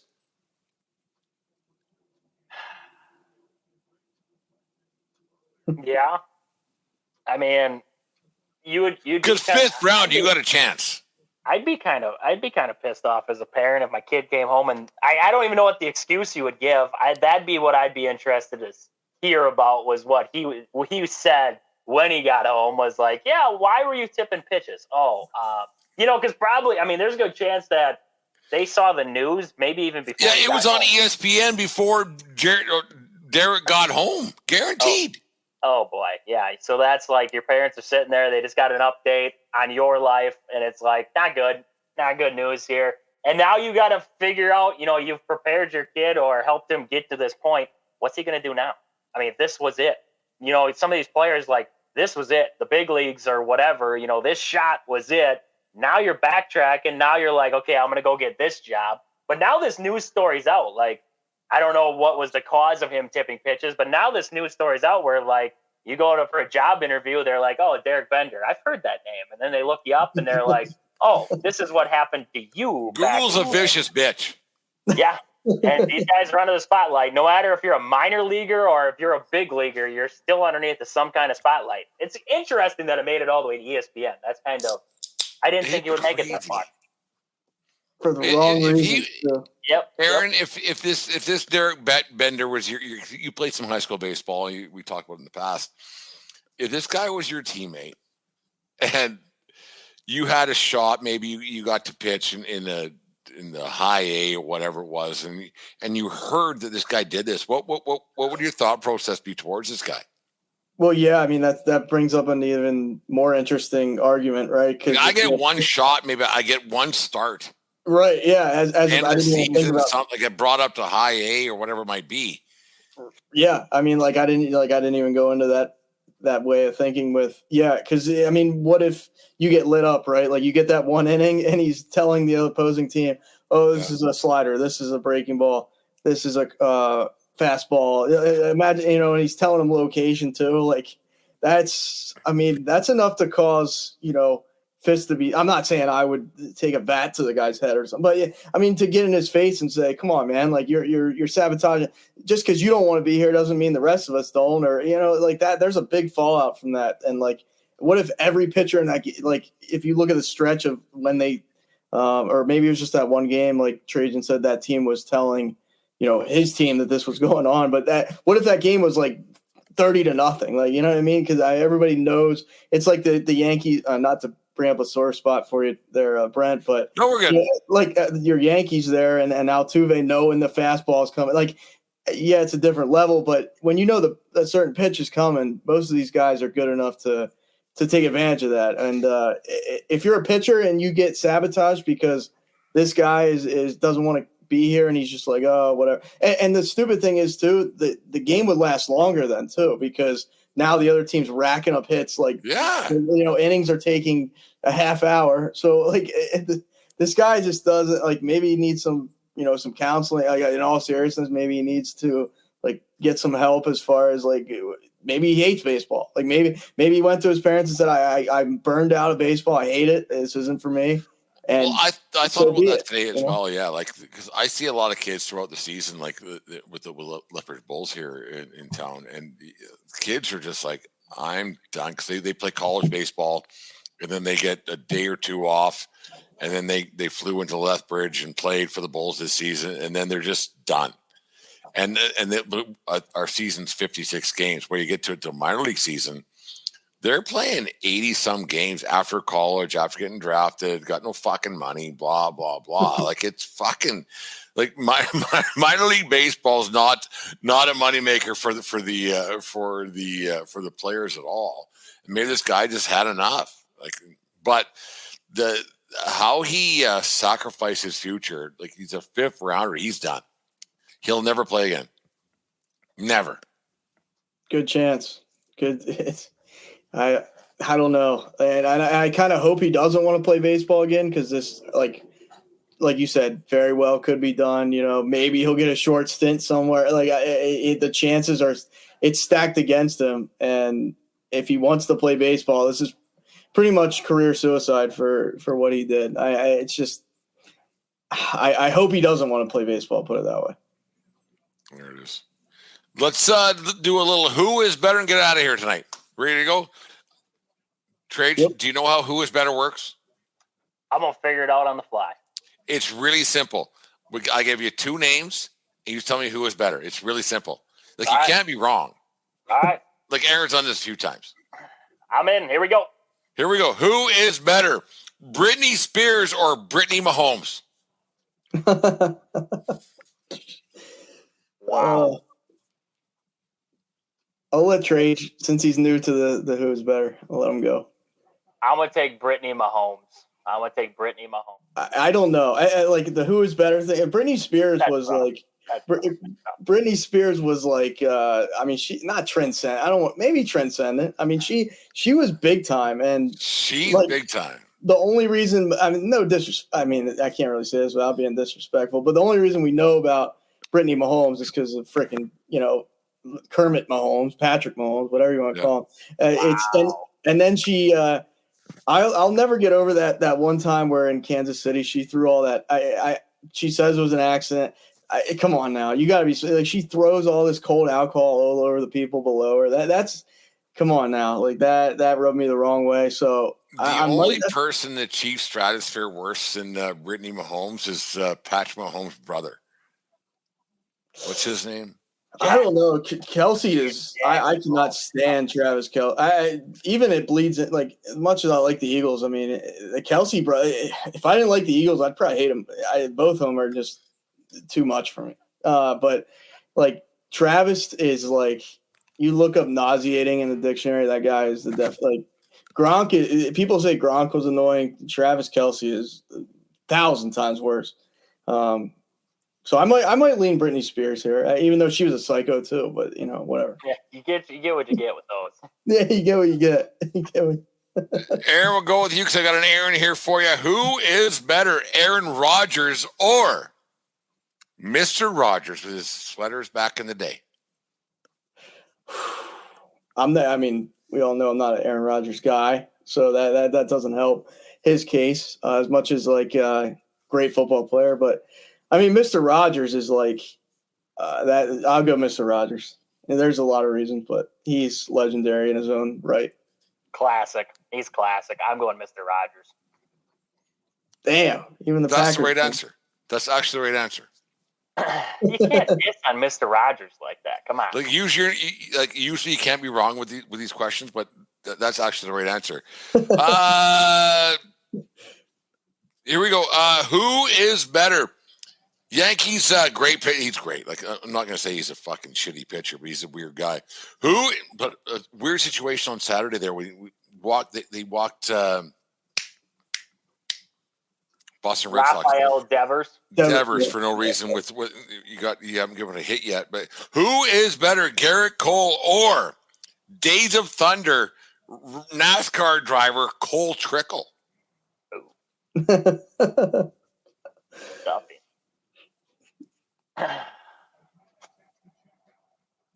I'm gonna have to go with Trickle. He does a pretty good job driving in a circle. Turning left. I don't know. Do.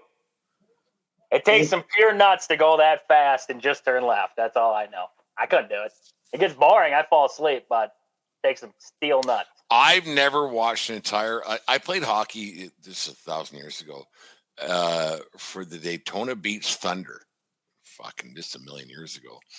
I went to Daytona to the racetrack.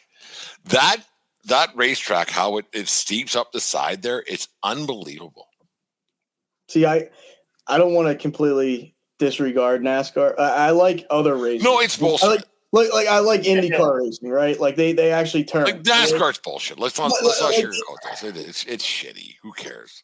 Like Trajan and I had this, like our other podcast buddy Kyle. He was trying to make the argument for soccer. Like NASCAR to me is the soccer of racing because it like there's so many different forms of racing that like NASCAR to me is the absolute shittiest of all. Like it's American. Oh yeah. Yes, I should love it because I'm American. I should be red, white, and blue NASCAR. Hell yeah.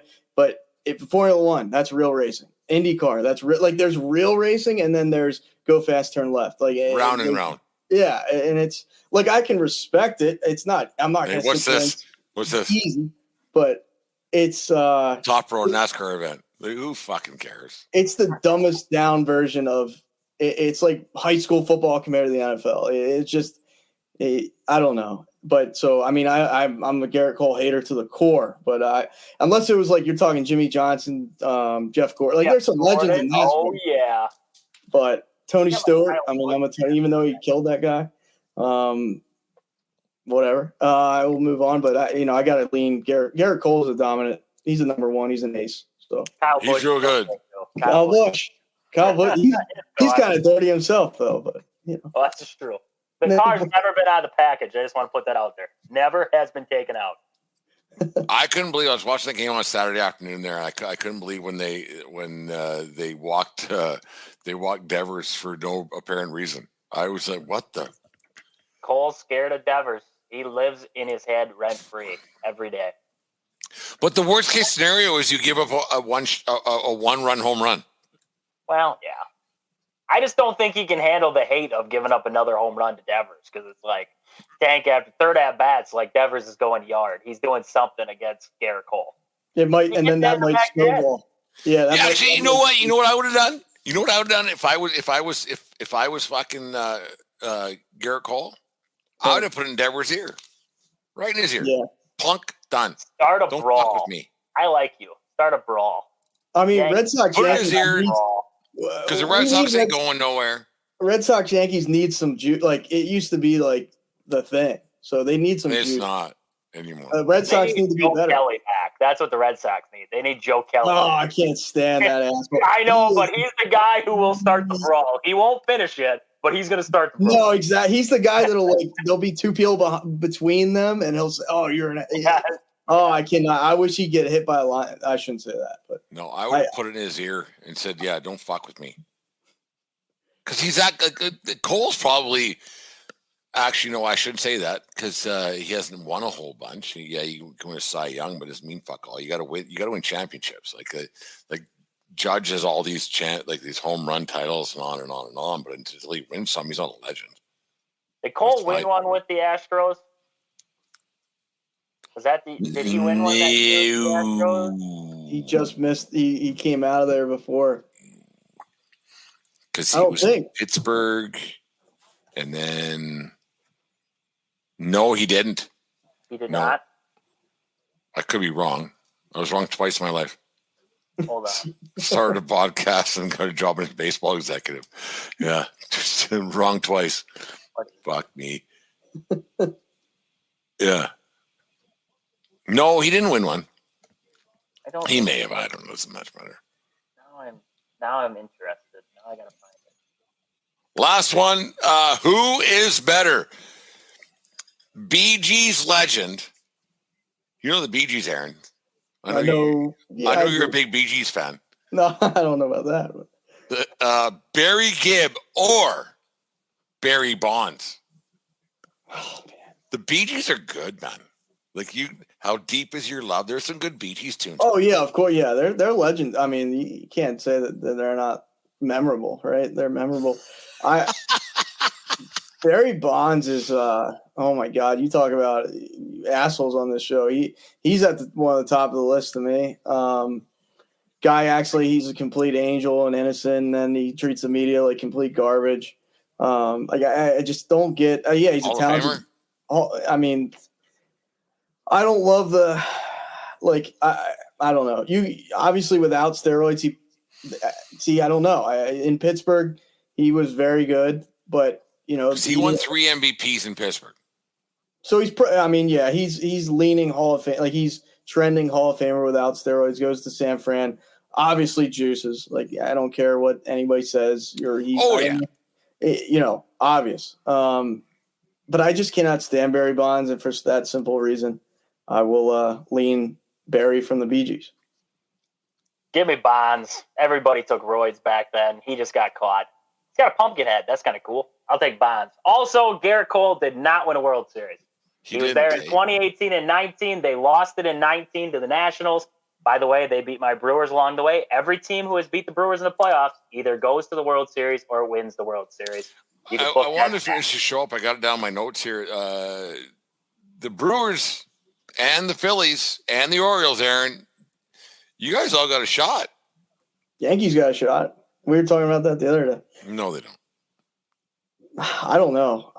I would not say that they don't. With Soto, they have and their pitching's been good. They scare me for sure. In the AL, they scare me.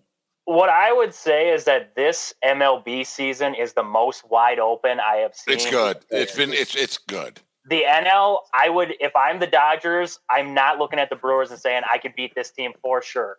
I'm not the Phillies looking at the Brewers and saying I can beat this team for sure. You know, it's so wide open from 1 to. I mean, you could go down as 5. I mean, in the NL, you look at the Padres and you look at, the Mets. I don't like the Mets. I'm going to be honest with you. I don't like the Mets, but that is a sneaky team. You got to watch out for the Mets. Same with the Diamondbacks. The Brewers just got another series with them. They're the Mets. Diamondbacks are a dangerous team. The Diamondbacks are a dangerous team. They're a been there, done that last season team. They're dangerous. You look at the NL, you go 1 through 5. The AL, you could go 1 through all the way down to the Twins. I'll be honest with you, the AL Central has impressed me. The AL Central. The Yankees beat the Twins every year. They're like the redheaded stepchild. Trajan, when I say them around, whatever. Fuck off, Twins. The Yankees, if they play 1,000 games against the Twins, they'll be 992 and 8. Oh, I've never seen a team It's crazy, Aaron. It is. It's actually crazy. It is a stupid stat. like you could make a lifetime salary betting the Yankees against like every game. You'd cash out all the time. If they play the Twins in the playoffs, like you just put your house on it. It's over. They'll only play 2 games in a best of 5 because it'll be done. It means just fuck Yeah, fuck up. Yeah. We don't want to play better than the third one. Fuck I want to see the Yankees play Cleveland or the Orioles, but I want to see Cleveland's tough. Cleveland is like that in the AL. They're very, very like this might be the year that I've said that before, but I mean they're impressive. I'll say that. I'm gonna tell you this now. Watch out for the Royals in the AL. Oh, here we go. Royals. I think Trajan, like he puts away all his Brewers stuff, after the podcast, and he puts a Royals jersey. Like this guy loves it. All year. I love good baseball. I love good stats. And Bobby Witt has got everything you want to be one of the best baseball players in the game. I talked about this the other night on the Bases Loaded podcast because Kyle asked me, he's like, who is the best player in the MLB right now? He said, you have Judge, you have Ohtani, you have Soto. Who's the best player? And I said, you look at one guy, you got RBIs. You look at the next guy, you got hits. You look at the next guy, you got home runs. You look at Bobby Witt, across the board. You look at defense with Bobby Witt, you look across the board. The Royals are a sneakily good team that I would not want to face if I'm in the AL. Honest to God, would not want to see them. If I'm the Yankees, if I'm the Orioles, if I'm the Guardians, I want to avoid the Royals as long as I possibly can because that is a team that you don't want to face off. They are the Diamondbacks from last year. Everybody thought the Diamondbacks, they beat the Brewers. They were going to be this washover team. The Phillies would be able to take care of them. The Dodgers would take care of them. The Diamondbacks got hot. This team right here, the Royals, they're dangerous. I haven't said that about the Royals in a long time. It feels like forever since the last time we were talking about the Royals in a playoff picture. That's a team right now, if I had a sleeper pick, your Orioles aren't a sleeper pick. Your Yankees aren't a sleeper pick. The Guardians, the way they've been playing, that's not a sleeper pick. The Royals, they're a sleeper pick coming out of the AL. In the NL, I don't want to face the Padres. I think they finally put something together. Like that is when they finally got it all going, that's a scary team. There's 2 teams that I would now want to face who could beat you that are underdogs. It's those 2 teams. No. Yes, 100%. Well, maybe. I mean, they're good, but no, I don't even think they're good. I didn't think the Diamondbacks last year were good. I did not think the Brewers going into that wild card series against the Diamondbacks. I thought the Brewers had it. I really did. I was like, this team and the Brewers is better on paper than what the Diamondbacks are throwing out there. And the Diamondbacks gave the Brewers everything they could handle. These 2 teams right here that I just named off, they're not great. They don't look better on paper than the Orioles, the Yankees, or the Guardians. They don't. The Padres don't look better than a couple of teams ahead of them. But at the end of the day, in October, it's both those teams that are hot, and these are 2 teams that when they get hot, those are guys that I don't want to see. Those are teams that I don't want to see because I think they can play spoiler in the playoffs. 3 arms. If you get 3 arms that can heat up, who knows? Yep. That's what happened with the Diamondbacks. So I don't, like I said, this season, I don't take it out of anybody's picture to get to the World Series. Like my Brewers, I usually don't have faith because we got to go through the Dodgers. We got to see the Phillies. This season is like the Brewers have a shot. There's a shot there. They have a crap starting pitching staff. I don't trust the starting pitchers. I don't trust the lineup to get hot enough. But if they do, if they find a seam, they could go. I don't keep it out from any one of these teams to find a way. I really don't. The Brewers have a chance of winning as many championships as the in this decade as the Packers. This is true. And that would be even more impressive because you look at the teams most overrated franchise in sports history, the Green Bay You look Packers. at the teams that the Brewers can actually throw together. They shouldn't be competing with some. Like right now, you look at this Brewers roster. I mean, you couldn't name half the people on the Brewers roster. Yeah, I do have to tip my cap because at the beginning of the year, I was like, this is the year because I didn't know the Brewers between a hole in the wall. I mean, really, I know it's a couple guys, but I was like, there's no like they lost Burns to the Orioles. They lost Woodruff the whole year. I'm like, they're cooked. They're done. They're finishing 3rd or 4th. Like I was like, book it. And they haven't skipped it. Like they're a well-run franchise. They're kind of like the lost their manager. Yeah, and I almost think like maybe they're eerily like the Braves kind of. I mean, the Braves are. I don't want to say a gold standard, but like in recent time, the Brewers will get to the playoffs, and this year proves that. So, but like you guys said, I sitting here now, like I thought, months ago, it was not because I'm just a homer. I thought the Phillies had it. The Orioles have way too many injuries. I wouldn't be surprised if they bounce out round one. I really wouldn't. Their pitching staff is like, I mean, you're just throwing random shit at the wall and seeing if it sticks at this point. But like a couple months ago, like I said, the Phillies were like untouchable. Now they're beatable without a doubt. They might not even make it. Like, I don't know who to pick, and I hope the Dodgers don't. I really do. I don't love the Dodgers whatsoever. So it's a crapshoot. Like, it could be Cleveland and the Brewers. Like, it could be Cleveland and the Mets. No, not the Mets won't. I'll put my life that the Mets don't. They're the Mets. They're not. They won't. And the Padres, Trajan, book it. The Padres are doing nothing. They'll lose. They might win a series. I'm just saying, I did not expect the Padres to actually be in this position because it seemed like year after year they threw this great roster together with household names and it fell apart. This season, they've found a way. It seems like the bats are finally coming along. I hate Machado with the best of them. Trust me, hate Machado. But they've been slowly finding a way to make it happen. And this season, if you're a Padres fan, it's as wide open as ever for the Padres to find. They're still in the race for the NL West. Now the Dodgers are going to win it, but they're still in the race for the NL West right now. I did not see that happening. I really didn't. No. Machado's a Hall of Famer. He's really good. Piss on that guy. He tried to break Jesus Aguilar's foot in the 2018 NLCS. Fuck Jesus Aguilar. Fuck Manny Machado. I don't know who it is. I can't stand Tatis. That's how you know about the Brewers. You don't even know who the first baseman was. No, I don't. Paul Molitor. Yeah. CC Sabathia. Greatest brewer ever, CC Sabathia.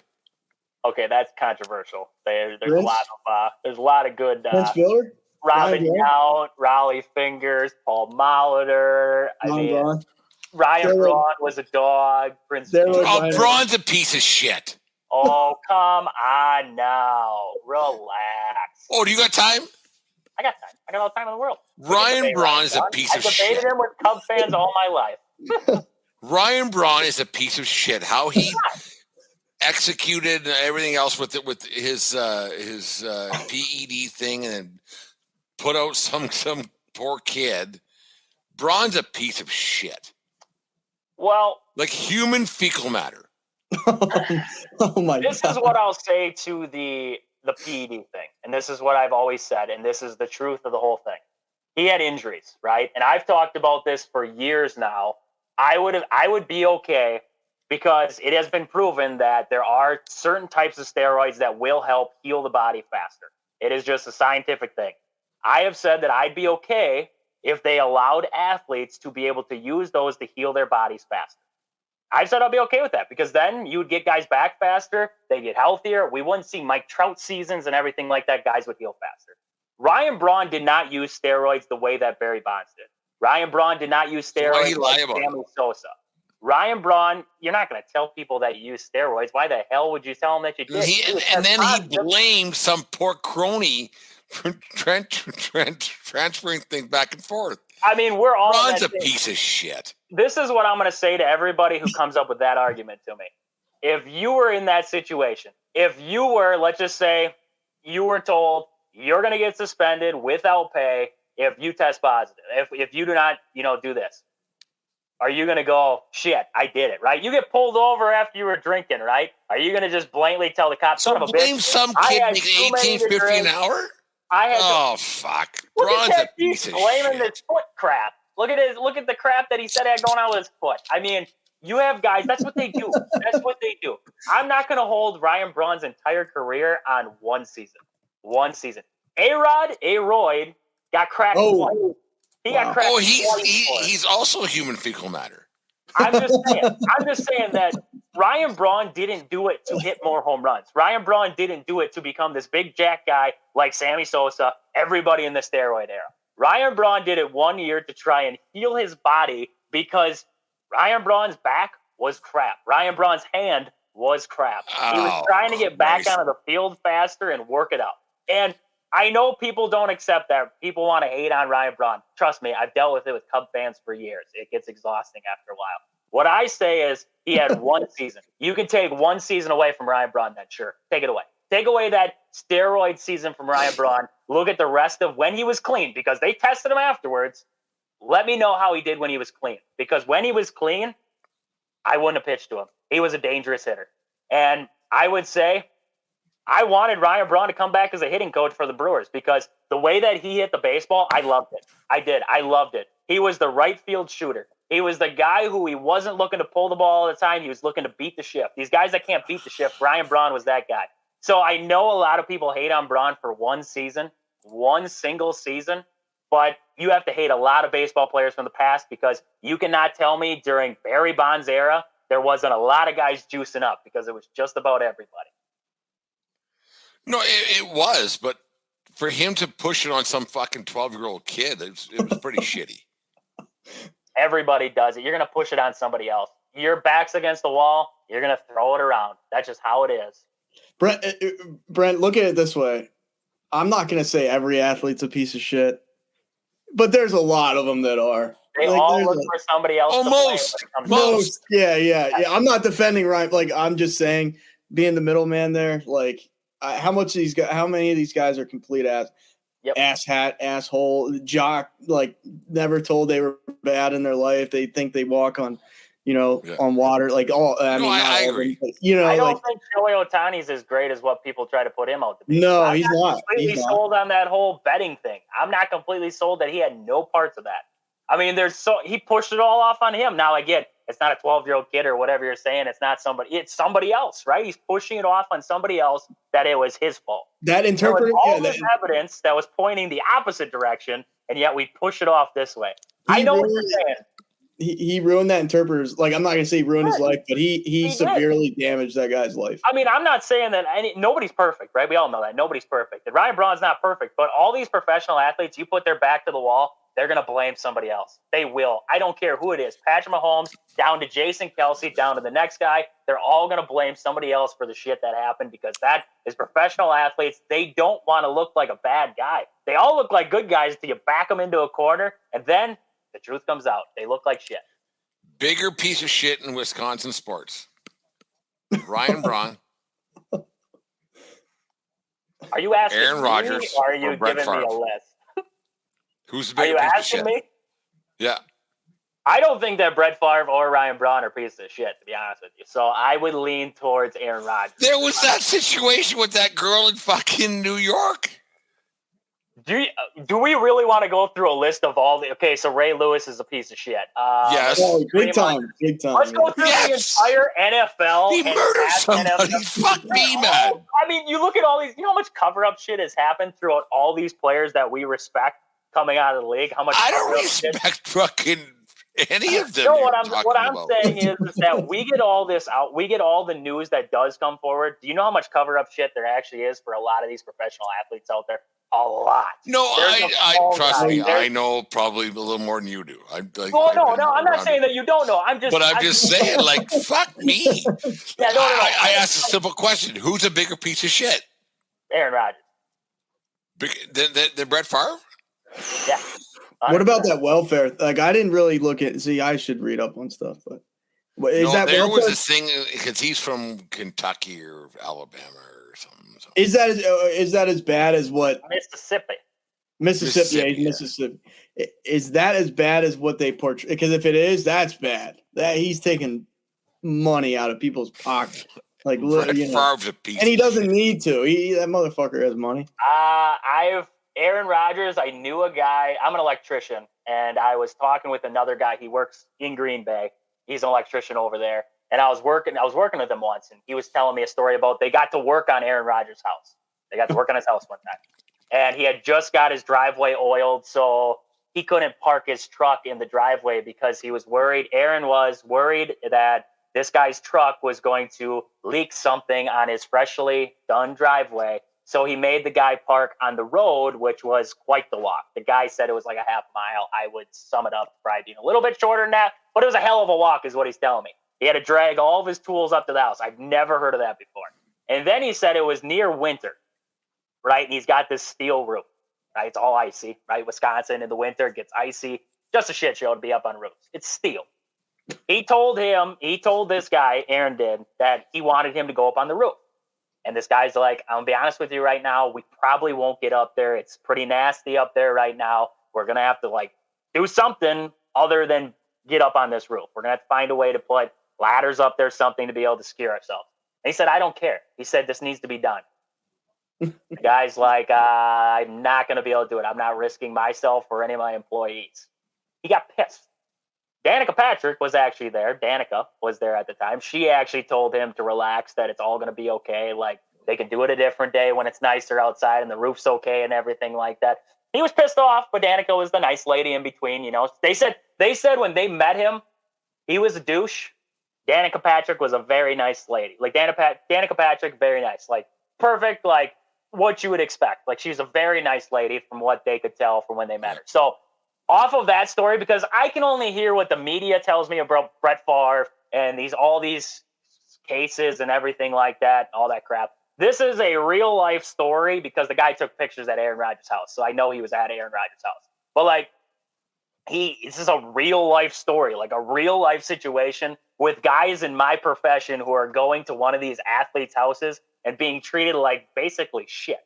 So when I say douche, I go off of that statement there to kind of tell me that. You know, I've never heard anything else about Favre or Ryan Braun in those same facets, but also I've never heard anything in those facets to point me in the direction of what that did with Aaron Rodgers. Like, this guy, outside of the numbers, he's a douche. Like, that's just what I got out of it. Not surprised. Yeah, I hate Aaron Rodgers. Yeah, like, everybody has their reasons for hating Brett Favre. Everybody has their reasons for hating Ryan Braun. I just take that personal experience that not personal, but like what I've heard in my profession from what Aaron Rodgers is. And if I was going to sit down for a meal or a beer, I'd rather go out for Brett Favre or Ryan Braun than Aaron Rodgers. If you were the electrician there and he said like he treated you that way, but he was still a Packers quarterback, would you root for team success and like him like for me, that would like I might take a couple like until he's gone, I might be like, you know what, I don't have a team right now. Like, because I'm a very spiteful human being when it comes to that type of thing. So like if I was at Jalen Hurts' house and he treated me like I'm some piece of shit, basically, I'd be like, okay, no take. I'm gonna be honest with you. When Brett Favre first originally was, they don't say forced out of Green Bay, but kind of forced, like told to get the hell out. I transitioned to a Jets fan for a couple years, and then I transitioned to a Vikings fan for a couple years. That was a kind of sore spot for me. I was a big Brett. I mean, I got fucking Brett Favre picture over here. I got Brett Favre shit all up the fucking wazoo, all over the place in this cluster that I call it. It's a big ass picture. I mean, I got Favre all over the place. Like, I was a Favre guy. So when Favre left to go to the Jets, I moved to the Jets. When Favre went to the Vikings, I moved to the Vikings. Like, it felt weird because I was a Vikings fan, but like, That's weird. I was young then. You got to remember, I'm only 24 years old. Like, I was young then. This is like 2008 when he's moving around. Like, I'm 8 years old at the time. Like, I can move teams and I'm okay with life. So I was jumping teams with Brett Favre then, and I just wasn't. I didn't like how they like Favre was Favre. Favre was like, I don't know if I'm coming back. I'm coming back. And then they finally said enough's enough. They got rid of him. Well, then I was kind of done with the Packers because big role model in my life is my uncle. He moved on from the Packers too, so I moved on with them. We became Jet fans. We became Vikings fans. Like, we moved around. So like that's just kind of how my fandom went, was with Favre. And then after Favre retired, I was like, what the hell do I do now? J.J. Watt came in the league. He went down to Houston. I became a Texans fan a little bit there for a while with J.J. Watt. Then I kind of transitioned back to the Packers. See, like, if it's Aaron Rodgers, but more of – I don't like Rodgers. I'm going to be honest with you. I have never liked Rodgers. I just haven't. Like, that guy to me rubs me the wrong way. He's got to be the smartest guy in the room. He irritates the shit out of me when I listen to him talk. Like, I just don't like Rodgers in total. So, like, when you ask me who's my most hated guy, Rodgers would be the one dude I would not go out to eat with. Like, if you had to pick a guy that you didn't want to go out to eat with, that would be my dude. I'd rather go out with, I don't even know, who's a shitty guy? Matt Garza from the Brewers. Like, his goatee-looking ass. The dumbest contract the Brewers ever made was him. Like, I'd rather go out to dinner with him, and he was a piece of shit. Like, that's just how it was. Like when it's personal like that, and you're trying to provide a service for the guy too. Like, you're doing him a solid. Like, he's paying you literally pennies compared to what, like, he's not even sweating how much he's spending money. And like for him, like I said, if it was a team that, you know, a player on a team that, I'd probably be like, you know what, until this guy's gone, fuck them. Like, Yep. Because you didn't. It's just entitled. Like, and how many of these guys are like that? Probably 75%. But I don't know. Oh, Maybe not. Maybe not that high. Cousins is gonna pull off the dub against the Eagles. Yeah, that's all right. That's all right. Falcons will win 7 games. This is their Super Bowl. This is their one. They needed one, right? Typical Philadelphia style. And Yeah, it don't matter. They all finished 9-8, and then it all figures itself out. Anyways, the Eagles got the one Super Bowl I'll probably ever see. It's like I'm lucky I saw that one. They're shitty overall anyway. but you actually have the exact same amount as Trage has with the Green Bay Packers. Well, he's got 3 in total. The first Super Bowl, and then we got 4. Not in your lifetime though. No, not in my lifetime. Well, yeah, but he can hang. He can say my franchise has 4. I can say the freaking trophy. That's bullshit. After my I mean the Packers got 4. The Eagles have been around as long as, if not long, whatever. Who gives a Super Bowl era? They've been around the whole time. When the we have 27 championships. No, we have 7. No, you can say you have 27. I would. You got 27. No.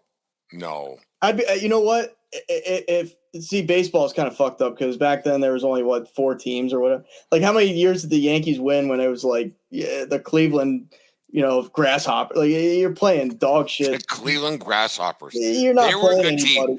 There was a guy by the name. I don't know. I'll be the first one in the Super Bowl era. The Eagles have won, and it was in some. I could say it's a fluke. Like it's like the stars aligned for one playoff run. They're shit. Like they haven't done shit. They have one Super Bowl. They're not the Steelers. They're not Dallas. They're not 49ers. They're not Green Bay. They're not the Giants. Like, not much success. One Super Bowl is what it is. Just it. Gotta win. Got to do it. That's what the point is. Trage, tell us about your show. It's called Wisconsin Sports on the Go with Trage. Once every day we post a show there, usually Monday through Friday. Aaron and I have been doing a little preview show on Fridays live. I've been trying to do a little bit more lives on Twitch, Twitter, trying to get to Facebook there, Wisconsin Sports on the Go with Trade. You can find me on all 3 there. Otherwise, social media platforms across the board, TikTok, Wisconsin Sports on the Go. Same with Twitter, same with Instagram, Facebook, all in between. Aaron? On Twitter at Brutally Honest, minus the T. I've been trying to do the TikTok thing, so Brutally Honest Sports on TikTok. And Spotify, Apple Podcasts, that type of thing. I got a lot of episodes to upload. Hopefully I can get at least a couple up tomorrow. But yeah, anytime, Brent, you know that. So I know we tried to, do this a little bit ago and it just didn't work out. But, I'm trying to, whenever you guys want or whenever you want, but whenever we all can or whatever. So no, it was a lot of fun tonight. We got a lot of controversy. It's good. It's good content. Everything else. We all love Ryan Braun. That's all I know. Well, I don't. I can send you a picture. And you know what's funny, Trage, is that of all the states in the United States, and I didn't think it was just now. There's a lot of hatred in my soul of all the places in Wisconsin. I can't stand Favre, I can't stand Rodgers, and I can't stand Ryan Braun. You know what the best part is, Brent? You know what the best part is? We love that. We're here for it. We want you to hate us. That's what we're here for. I never realized how my disdain for the people of Milwaukee or Green Bay. I was. Hey, whoa! I don't like the people in Milwaukee or Green Bay either. All right, it's fine. I'm just kidding. They're great people. No, we want you to hate us. That's what we're here for. Like, if we can be known for something outside of cheese, you can hate us for our sports teams. No, not the teams, because because Rodgers is a douche. Braun's a douche, and Favre's Favre with what he did. And those are your most 3 famous athletes. Well, no, because when you think Brewers, nobody thinks Brewers and thinks Braun. Except for Raleigh Fingers. Raleigh Paul Fingers, Molitor. Robin Yount, Paul Molitor. You're Yount. thinking old Brewers. Like you're remembering the 1982 Brewers when we went to the World Series. But nowadays, you think Brewers, you think Christian Yelich. Like that's the first guy you think of is Christian Yelich. So if you're like thinking about pop, and you think about Aaron Rodgers, like it's crazy how fast people forgot about Aaron Rodgers. It is crazy. I mean, outside of those first couple weeks last season. So that's how good he wasn't. Thank you. Right? Or that's how good Jordan Love is. I mean, that's how good people feel about Jordan Love. I mean, you don't know. Kid out of college. Hell, yeah, that's true. I mean, it speaks to volumes to when he ain't winning fuck all. He'll get one. He'll get one. I'll take the. I trust him to win. I wouldn't bet on more than one though, because it's Green Bay. The Green Bay is famous for they'll get one. I don't know. Love's a different kind. Two of the best quarterbacks of all time. They have 2 championships. I agree. In 30 years. I'm right with you. Shit, I'd take. I have low. I guess I have low standards. I've won and how many? We're at Super Bowl 60 almost. We're not winning it this year either. Book that. So. I'm just saying that you're not giving Love enough credit for what he could be. I'm just saying that right now. Yeah, I'm high on Love. Yeah, I think he's got a high ceiling. I'm going to be honest with you right now. He has a high ceiling. Now, if he reaches that high ceiling, I don't know. But I'm telling you right now, that dude's got a high ceiling that I don't even think he's hit the freaking like 3/4 of the way up yet. I don't even think we've seen that yet. He'll go down as better than Trevor Lawrence will. Yeah. Oh, yeah. Lawrence overrated. Anyways, the 1420 I thought Lawrence was going to be something. Forward sports talking a whole lot more. Take care of each other more important. Take care of yourself. Need to round. Keep sticking the ice. And what else there, Aaron? Don't swing at the high pitches. There we go. Have a good night, folks. We'll talk to you again on Thursday night.